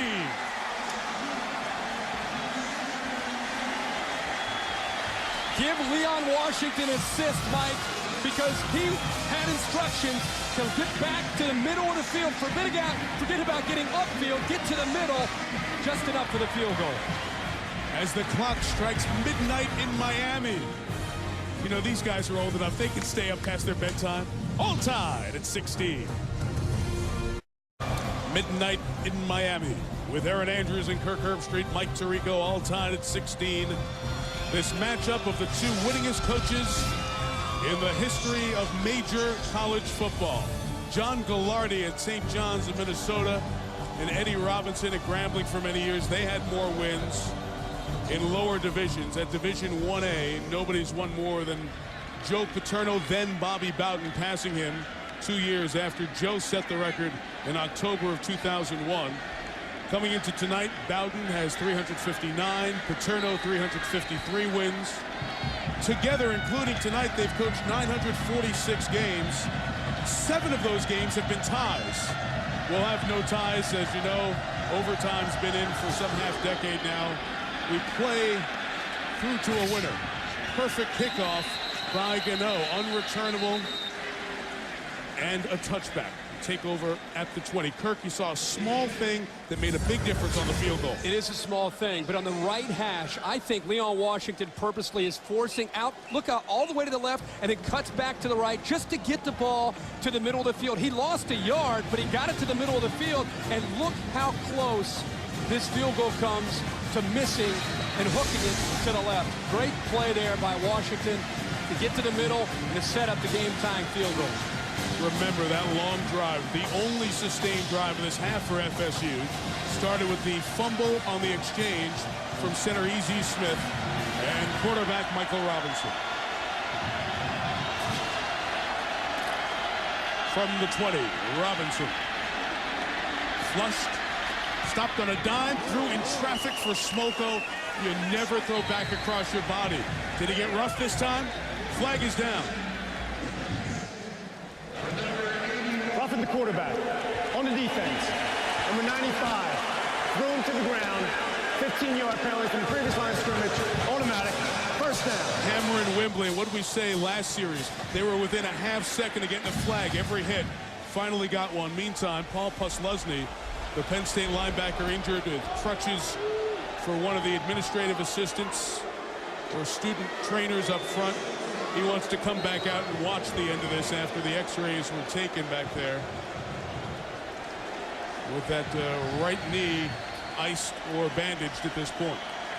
Thoughts are with Paul Puslesny. Hope that he is going to be okay. Not a surprise that he wants to come back out here and finish this season in uniform with his teammates. 1st and 10 after the 15-yard flag. Robinson throws to Ethan Kilmer. Gain of 4, 2nd and 6 ahead. 4 minutes left. Whether Michael Robinson ends up being the winning quarterback tonight, there's not going to be a whole lot of celebrating. He's going to need an ice tub. He has been hit, whether it's been within the whistle or after the whistle. This time it was after the whistle. Look at his body. I mean, he goes limp. Wembley throws him down late. Yeah, you heard the referee, Jerry McGinn, say it was the throwdown, not the late hit, that caused the flag. And the moving by Florida State's defense caused motion by Penn State and a 5-yard flag. Front snap. False start on the offense. Number 43. 5-yard penalty. Remains 2nd down. Ethan Kilmer, the receiver, flinched. Here are our FedEx air and ground stats tonight. By air, more Florida State, 227 to 164. By ground, and not so much with Florida State. 20 rushes, 23 yards. Penn State, 36 for 131 without their 1,000-yard back, Tony Hunt, who hurt his ankle in the first. 3 minutes remaining in regulation. Robinson fumbles the shotgun snap. No room, no receiver. No play. Lawrence Timmons, the sophomore, who did a great job of rushing the passer in the loss to Florida, the win over Virginia Tech. 4th goal sack of the night. As we've seen tonight, the timing gets disrupted by the snap, but look at the coverage downfield. Even if he had time, where's he going to go with the football? Not only the coverage, but look how much work, again, number 12 has to put in every single time, running for his life, this time, and catch him and bring him down for the sack. Florida State has defensive confusion right now. They have 9 guys on the field, and they have to take a timeout. They have 2 remaining. They didn't have 10. They had 9 players on the field. The first time Joe Paterno played in the Orange Bowl back in the late 60s. At the end of the game, Pepper Rogers had 12 players on the field in that 1969 Orange Bowl that Kansas was eventually beaten by Joker. ABC Sports coverage of the FedEx Orange Bowl continues. Each team 2 timeouts remaining. We'll come back for 3rd and 14. All tied at 16. It's 2006 FedEx Orange Bowl. 3 receivers for Michael Robinson. Florida State backing into coverage. They only rush 4. Robinson has a lane and he throws to Smoko for a 1st down. So the tight end who caught the 4th and 15 against Northwestern, a difference-making end-of-the-game drive that defined their season, catches 3rd and 14 for 20 yards. Well, 3rd and long. It's one-on-one matchup here with a big tight end at 6'5", going against the undersized Kyler Hall. Kyler Hall's had a great night tonight, but in coverage on 3rd and long, Michael Robinson able to take Florida advantage. State confused. Norwood behind the secondary. He's at the 15, down to the 11-yard line. Florida State got caught exchanging personnel. Norwood takes it down the field. Great job of the hurry up here by Galen Hall and Michael Robinson. They caught everybody off guard. Florida State's looking around. They're lucky that they were able to catch up to Norwood.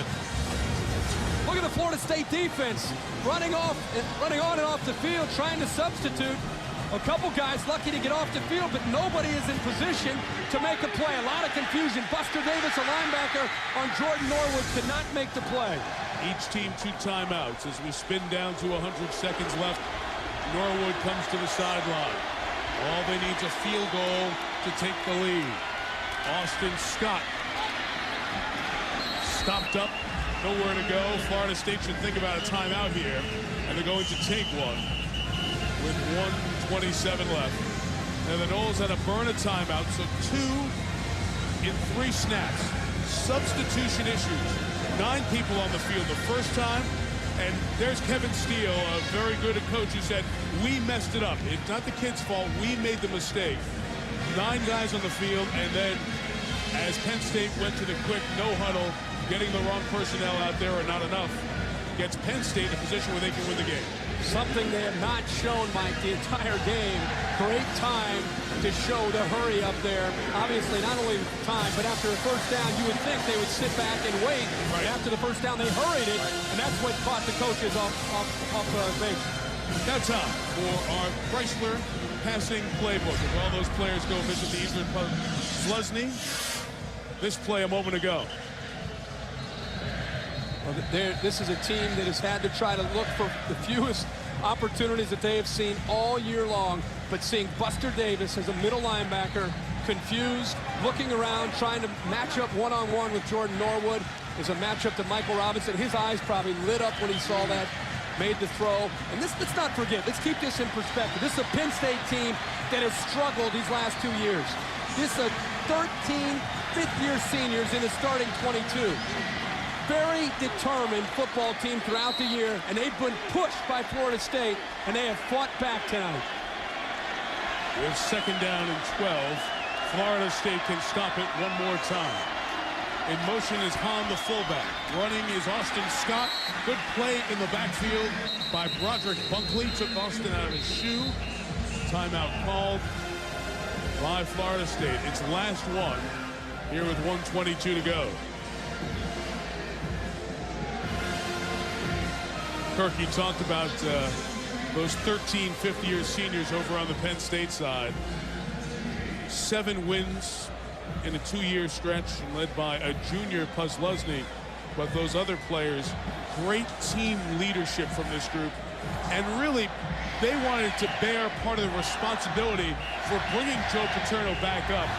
As much as they love Penn State, and as you said in the first half so well, they didn't come to be a part of 3- and 4-win seasons.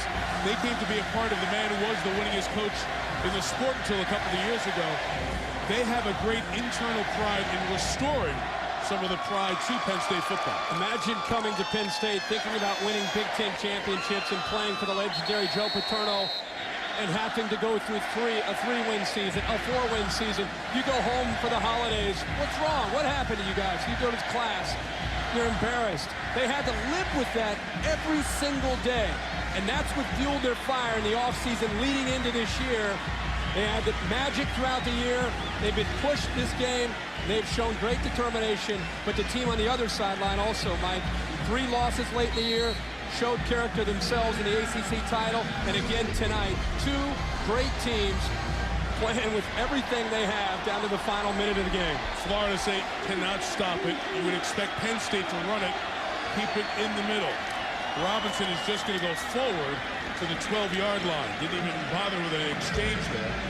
So they'll probably run the clock down, and it's kind of fitting. Kirk talked about the 13 50-year seniors. You've had so many freshmen contribute for Penn State, really an infusion of talent on this team, and a freshman kicker comes on for the biggest kick of the season. Kevin Kelly.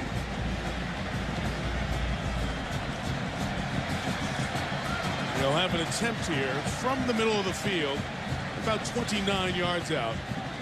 They're going to let the play clock run all the way down to siphon the time as we're down to 40 seconds left, and then take a timeout. The timeout with 35 left in the field goal attempt coming.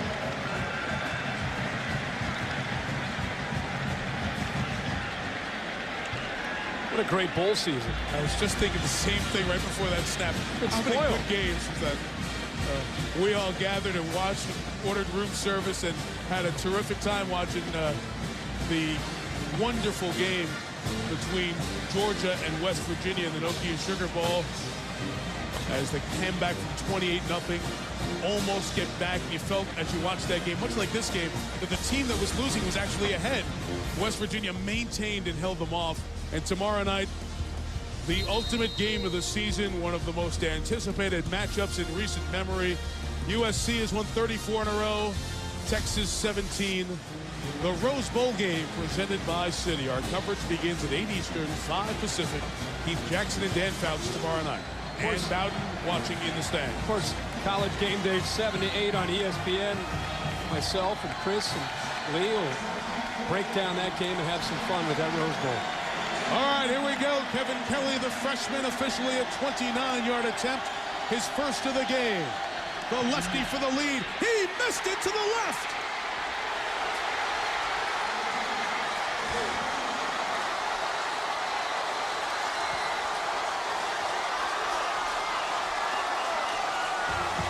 Can I say it? Wide left? Wide left. Yep, but the other side. And Ham Bowden said wide left for the first time, goes the other way. Woo! Florida State out of timeouts. They take over at their own 20. Shake it off. Because you're probably going to need it. You're going to need him in overtime. Not the greatest hold. The exchange as it came back, it got there, but it didn't look good to the kicker as he's coming in. And he just flew it to the left. Knowles say, let's go to overtime.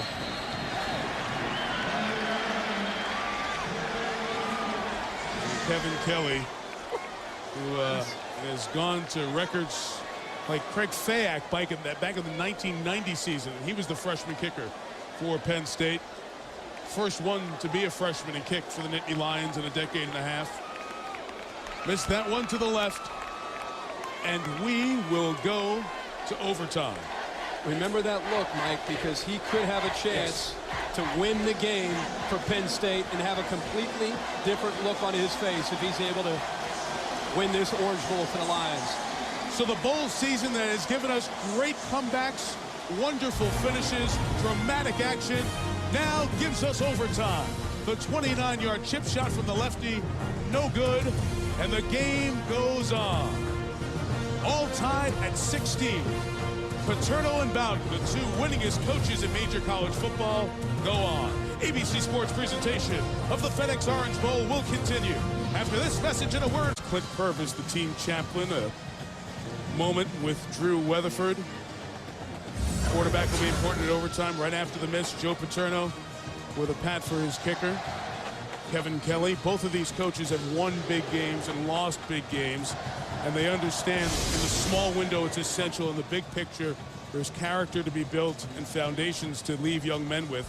If you're not familiar with the college overtime, this is just a refresher. There's no sudden death, not like the NFL.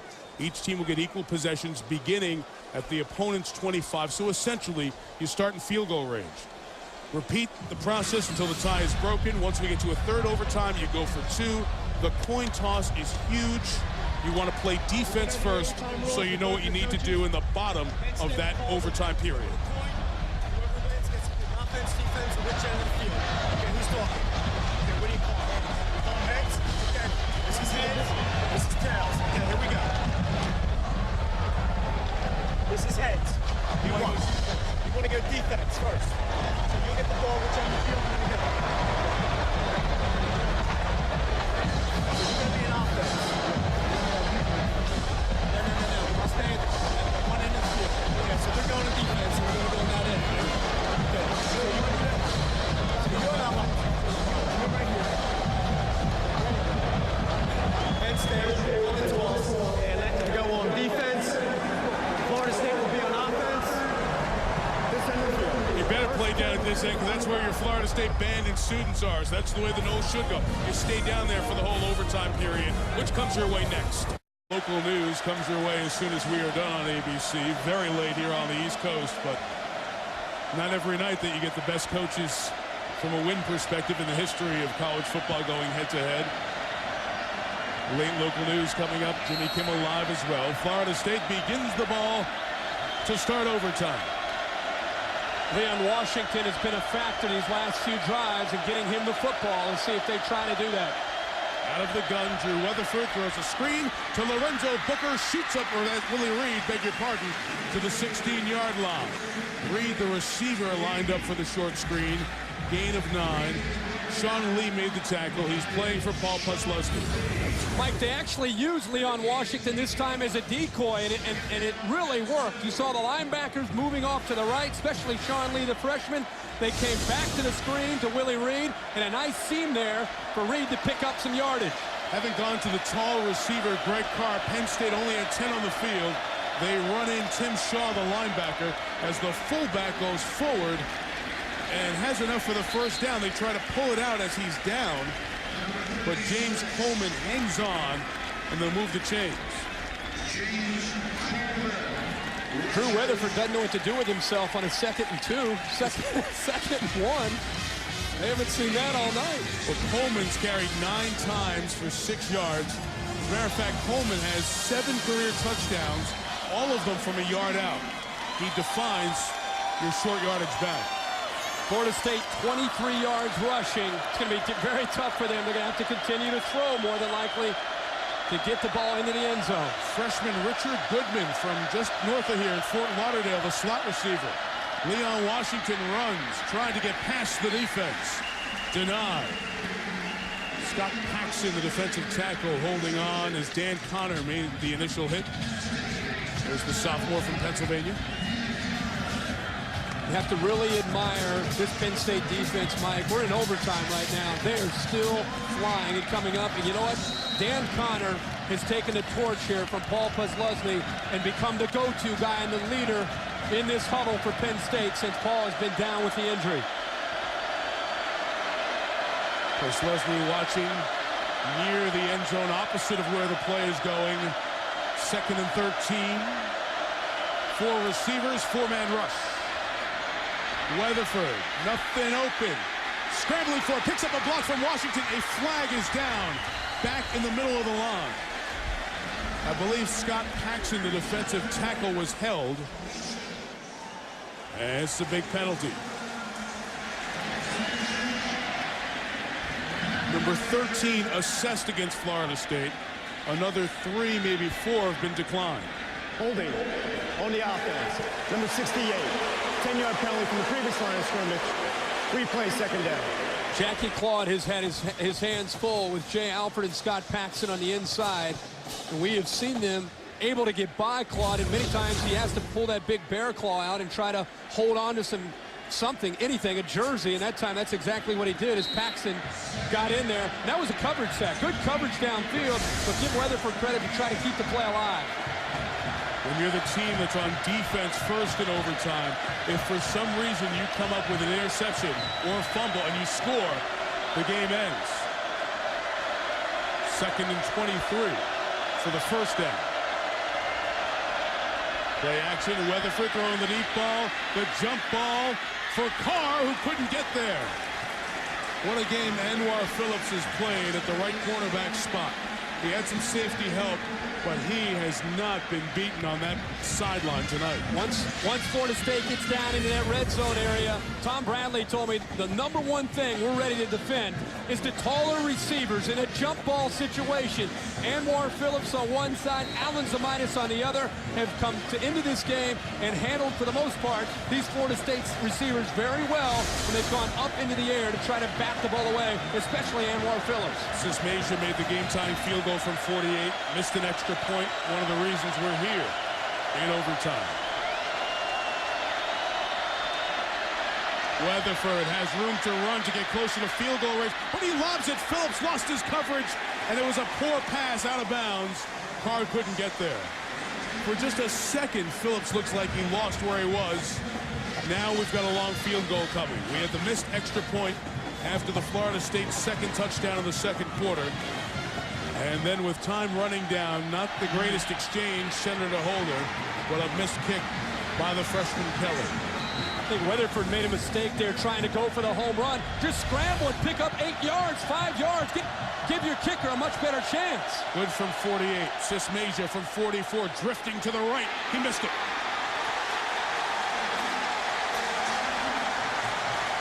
It was online. It was one of those fades. It just kind of dies to the right as it loses distance. Now all Penn State needs is a field goal to win. The kick had the distance, Mike, but I just think that as a young quarterback, he's going to get a chance to learn from this, and if he's put into this situation again, he'll try to pick up the yardage. The kick is pretty good. He just missed it. Missed it off to the right by about a foot. Was Leslie watching at that far end zone? And Michael Robinson knows now all Let's go win it. Let's go win it. Lead the team to a field goal. This could be his final drive as a Penn State Nittany Lion, the undisputed leader and captain of this team. Run with Austin Scott. It's about a yard. Buster Davis brings him down shy of the 23. Now the freshman kicker, Kevin Kelly, as you saw Joe Paterno go right over to him. Redemption is a couple of snaps away when you're a kicker, especially with the collegiate overtime system. If you're Florida State's defense, you want to try to keep them, obviously, from getting a first down, but continue to attack the line of scrimmage because you have a kicker coming off such a close field goal, 29-yard field goal. You wonder how much of that becomes psychological on that next kick. 2nd and 8. A Robinson designed quarterback draw. Barely got out of Bunkley's tackle, but a good play by Broderick limits the game. A reminder, you're late local news on this ABC station. Coming up next, except for those of you on the West Coast. Mike Tirico, Kirk Herbstreit, Aaron Andrews. What great bowl championship series games we've seen. And within like about a 400-yard or mile, I should say, bucket from Morgantown, West Virginia to Columbus, Ohio to State College, Pennsylvania. We could see 3 of the BCS champs if Penn State can just kick a field goal. From here, it would be just about 40 yards. Robinson, quarterback draw again, gets 2, makes it a 38-yard field goal for the lefty from the middle of the field. Look at that face we were showing a little earlier from Kelly about how disgruntled you could see as a freshman. He felt like he let Joe down. He let the whole team down. Second opportunity, see if he can capitalize on it. You knew he'd get it. Now he just has to hit the field goal. And Florida State, you get timeouts in overtime that you don't carry over, so no reason not to burn them and make them think about it a little bit. You know, Kirk, this whole buildup of the 2 great coaches going head-to-head. One born in Birmingham in November of 1929. Kept that Alabama twang, was a quarterback, a little All-American. And that guy, born in Brooklyn, December of 1926, went to Brown, still holds the Brown record for interceptions, and followed Rip Engel to Pennsylvania to become an assistant coach on Rip's staff at Penn State in 1950. He's been at Penn State for 56 years. Bobby Bowden went to Florida State after some time at Samford, and then Bobby went to West Virginia. Coached for 5 years, was hung in effigy when West Virginia was struggling. They weren't very happy with his record, but turned it around, came back to Florida State where he is an assistant, has had his amazing run as coach. 2 people who are on the Mount Rushmore of college football, and their teams have played with the heart, desire, and character that those 2 men have been an example of for almost a half-century in the game. Kelly from 38 for redemption, for the win. Missed it again, wide left. And the game goes on.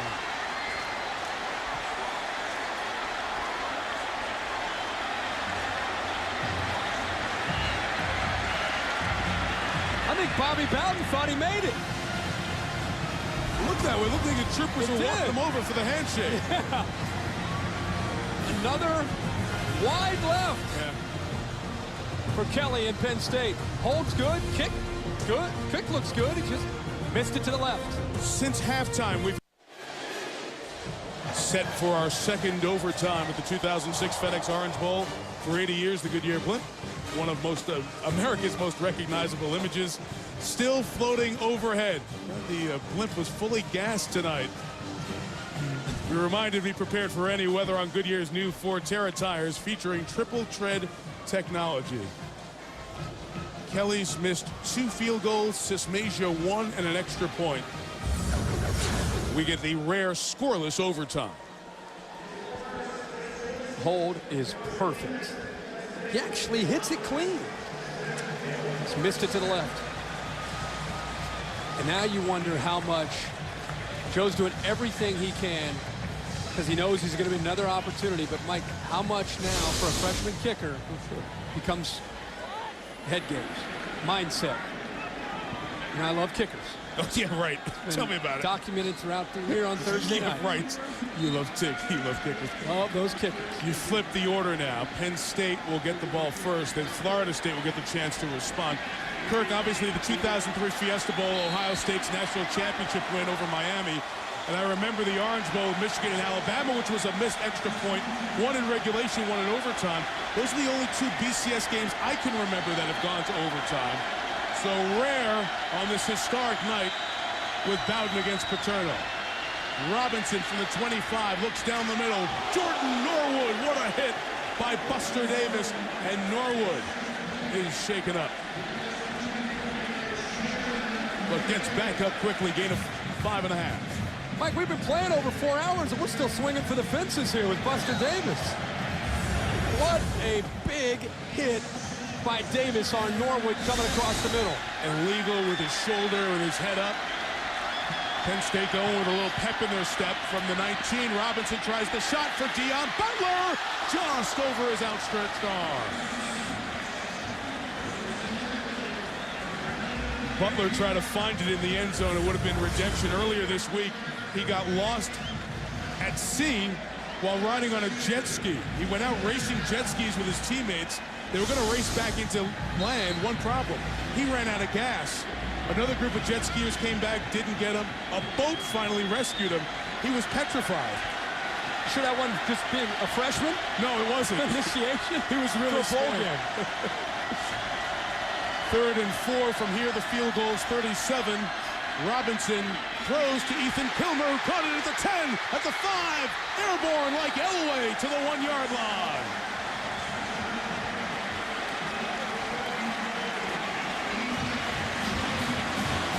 In the stadium where John Elway won his 2nd and final Super Bowl, by the way.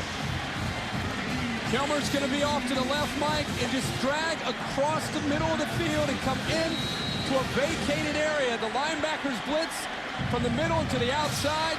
Ernie Sims loses Kilmer coming across the middle. When Kilmer made that catch, he turned upfield and picked up huge yards for Penn State. Personnel late. Matt Hans, the fullback. Austin Scott is the tailback. Bouncing it to the outside. Cannot get there. Pat Watkins, the safety, who's been everywhere, along with Buster Davis, holding on for dear life.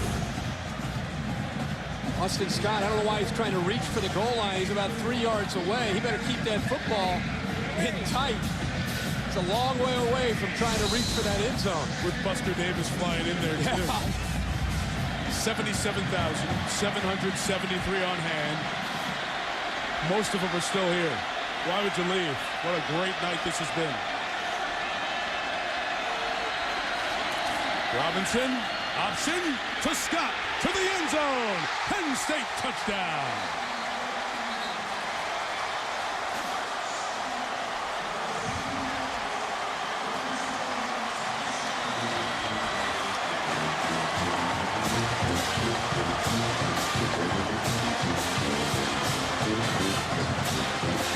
That was the 83rd snap of defense Florida State's guys had to deal with,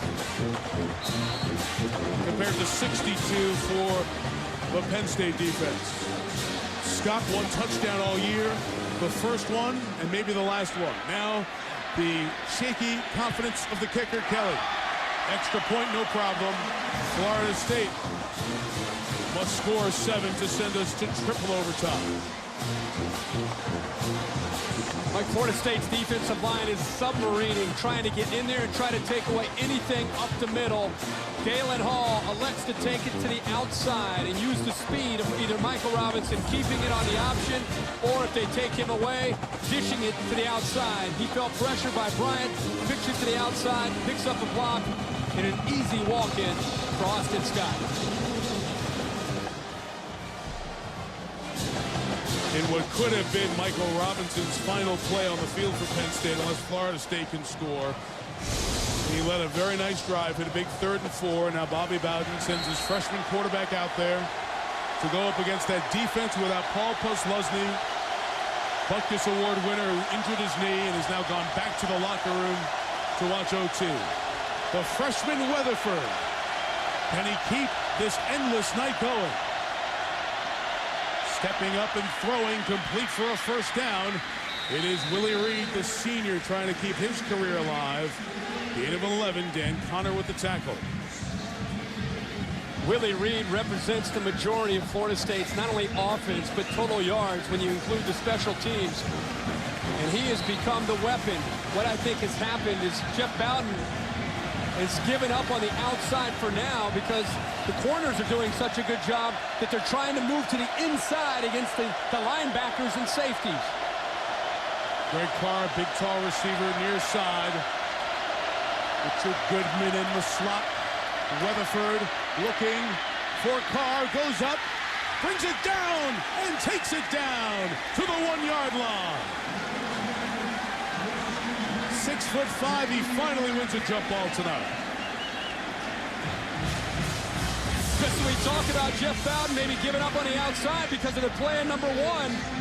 Anwar Phillips goes back to him, and it takes an acrobatic catch that time by Carr, which he's been able to do a lot of times this year. It gives Florida State the ball now inside the 2-yard line. Nice touch by Weatherford, and a big catch that time by Greg Carr. Somewhere in there is Ann Bowden. Sit down so the coach's wife can see. The big back Coleman dots the I. Weatherford keeping it. It's a long way away for a quarterback sneak. Especially a slow, delayed quarterback sneak. You better take it and go if you're going to sneak with it.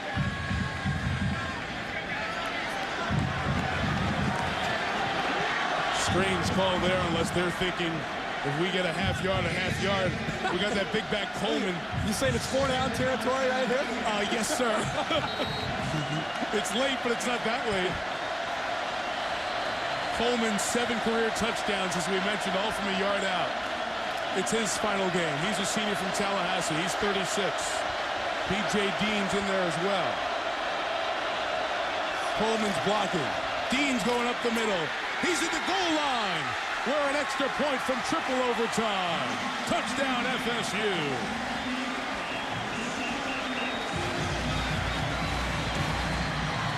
Gary Sismasia, who's missed an extra point.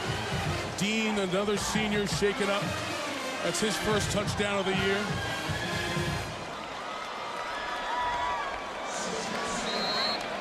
Sismasia had not missed an extra point in his FSU career. This to keep the game going. We go to triple overtime. Again, the rules change when you get to overtime number 3. You must go for 2 points after you score a touchdown. I know tomorrow night's going to be good. This isn't bad. It's just, well, you know what? It is tomorrow now. It's 1:45. And overtime number 3 is next. Part of the Orange Bowl trophy, the MVP trophy, real live oranges. They're no longer ripe.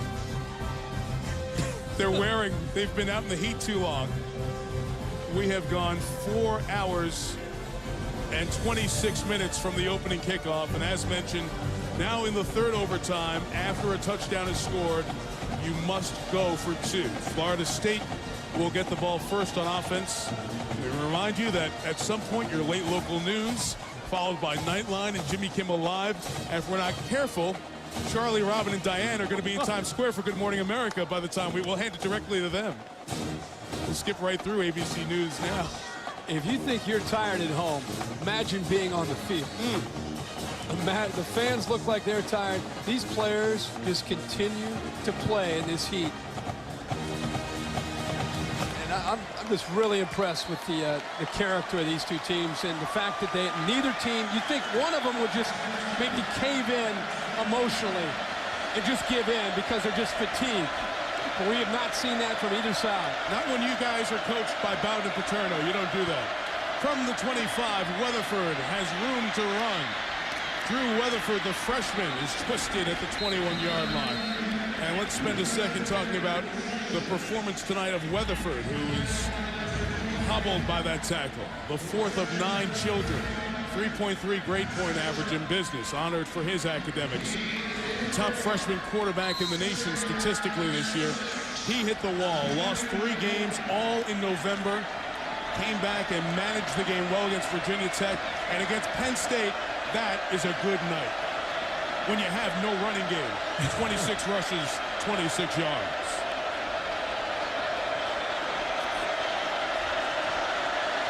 Second and 6, 3-man front for the Nittany Lions. They cover with 8.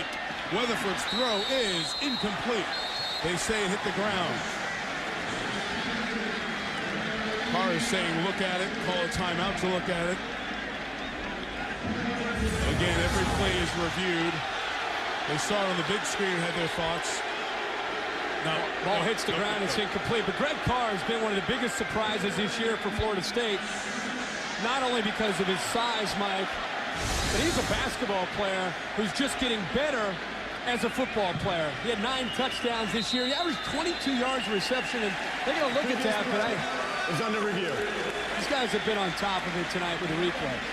Every single time, not only the close calls, but how quickly they get the information and they come right back down to the referee.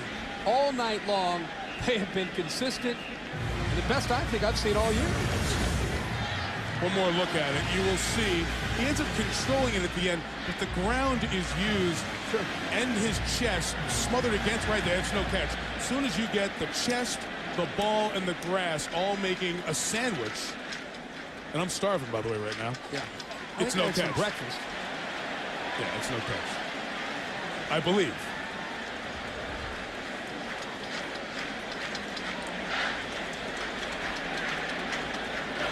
After review, how quick there these is guys indisputable video evidence that the call on the field was correct. The receiver had the ball, but the ball was on the ground. Pass is incomplete. 3rd down. 21 penalties, multiple reviews. Most have been upheld. I think all have been upheld calls. Jerry McGinn, Bruce Palmer, Troy Gray, Hugh Campbell, Ben Vasconcelos, James Brennan, John McDade, Matt Fitzgerald are the officials. Each one deserves their name mentioned. They've been outstanding as we head to play 152 of the night. 3rd and 6. Remember, a lot of attention paid to the receivers on the outside. Always a chance for Willie Reed on the slot. Weatherford throws. The receiver, Carr, slipped as he was trying to break on the out. So we'll have a field goal, 38 yards for Sismasia.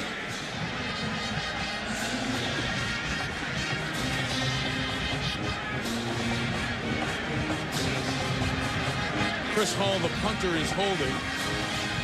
He has been near perfect in his 2 years as the Florida State holder. Miles Hodish snaps. Sismasia fading to the right again. Off the upright and no good.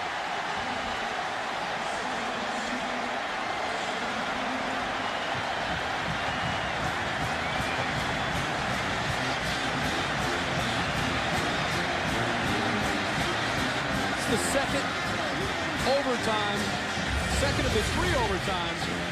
Florida State has missed their first field goal, and Penn State has had a chance to come back on the back end and capitalize with a potential game-winning field goal. All kickers have movement in their ball. If you play golf, you know you hook it or it fades. And Sismasia, as you've seen consistently, has a ball that kind of tails and fades at the end. And that one just couldn't be tucked inside the right upright. What are you laughing at? What are you laughing at? I don't have a ball that fades or a slice. And Michael Robinson takes the field again in that situation you got to dream about when you visualize. Give me a chance to end my career in the Orange Bowl in front of 77,000. Don't leave it up to my freshman kicker. Chance to end the game on your own right here. Austin Scott looking for room. He's going to lose a yard. Llewellyn banging at the ball as Cameron Wimbley holds him up. It's the best the Penn State offense has been defended all year. You could go back and pick some games where at times they were contained and held. The Ohio State-Penn State game was a close game. But for an entire game, now we're going into the third overtime. And the reason, when you go back and look at this film, is the Florida State defensive line and Mickey Andrews' scheme of pressuring, not being intimidated, but at Penn State speed on the outside. Terrell Golden is coming the game in the slot. Deion Butler clears space. Ping on the screen is brought down a couple of yards shy of the first down. Watkins and McGrew. Patton Sam made the tackle. I just love how Galen Hall is willing to give Justin King, who is, let's face it, he is a corner or a receiver. But when they're going to throw a flare pass or a screen, sometimes they'll put in a tailback like they like to do with Derek Williams. But with the injuries, they've got to put Justin King, he's about 6 foot, 179 pounds, in there to make that play. 3rd and 2, play clock running down. They have brought the kicker on here, and now we'll take a timeout. So Paterno is likely in the mindset of, if there's a bad snap, as you would be at the end of the game, kick it on 3rd down instead of 4th down. I don't know if, Mike, I think it might have been a little bit more about confusion. Maybe they're yelling for certain personnel groupings. Maybe the field goal group went out on the field, because with a timeout and 3rd down, I understand the logic, but why not try to move the ball with a struggling kicker, get the ball to the middle of the field, and then use your timeout? Lefty kicker, he's missed 2 to the left. On the right hash, might be more comfortable here at this point. I'm more concerned about making the kick than worrying about the snap. I'm saying on the right hash, give him a better angle because he is the lefty kicker.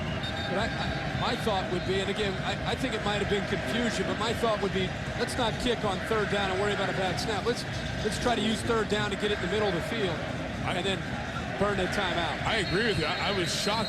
Yeah, I grabbed your arm. What's going on here? 23. What's he doing? Get the eye of the tiger, Kevin. Eye of the tiger. There you go. Couple fake smiles. You're all right. Shake it off. The offense is coming back on the field. I'm loose, guys. I'm ready. They're going to move it to the middle of the field here. Let's see what they'll do. Tight formation. It's only 3rd and 2. Florida State. Florida State. That is their final charge timeout. Morning rush hour could be a problem on I-95 out here. Yeah, that should be good. Traffic letting out, people heading to work in the morning. Or the airport. For those of you just joining us as we are in triple overtime, let's go back through the highlights of OT. We had a scoreless first overtime as Sismasia's long field goal faded to the right. He missed it. Then Kelly had the opportunity to miss, and like the field goal he missed in the final 30 seconds wide left. Then Penn State, OT number 2. Austin Scott, 2-yard run, a response from B.J. Dean from a yard out. Then this third overtime had Sismasia, another fading kick off the upright and a miss, and has us here to 3rd and 2 at the 17-yard line.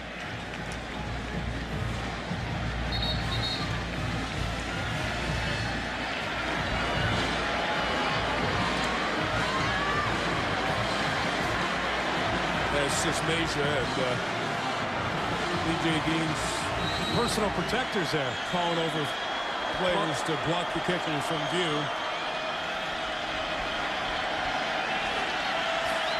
3rd down, Michael Robinson will just keep it, run it to the right, pick up the first down at the 13-yard line.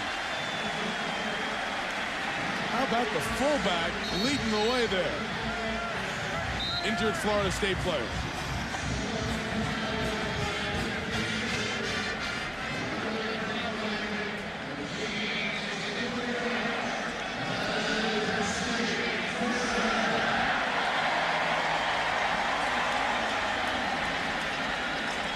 Hopefully Broderick Bunkley is cramping as other players have been tonight. And it's not anything more serious than that.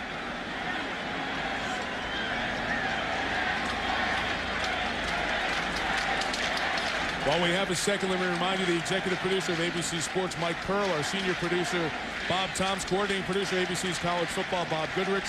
Phil Orleans produced today's game, directed by Mike Schwab.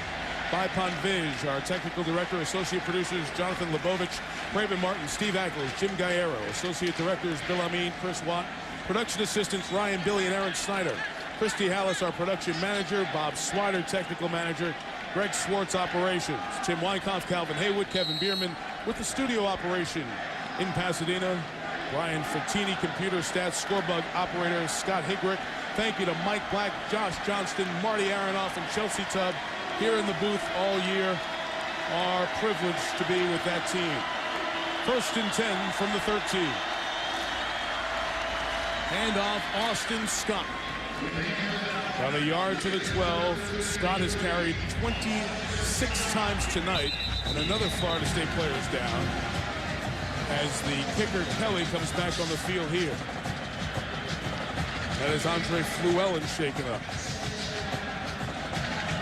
His defense has been on the field 87 snaps.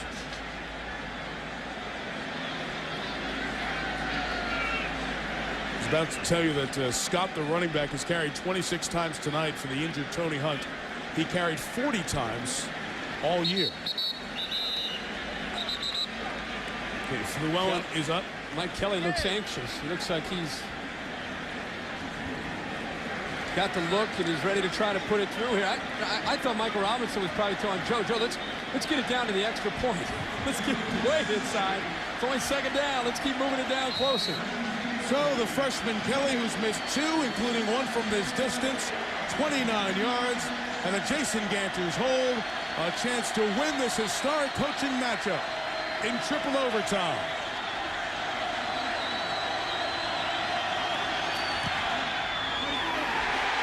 Penn State, winner.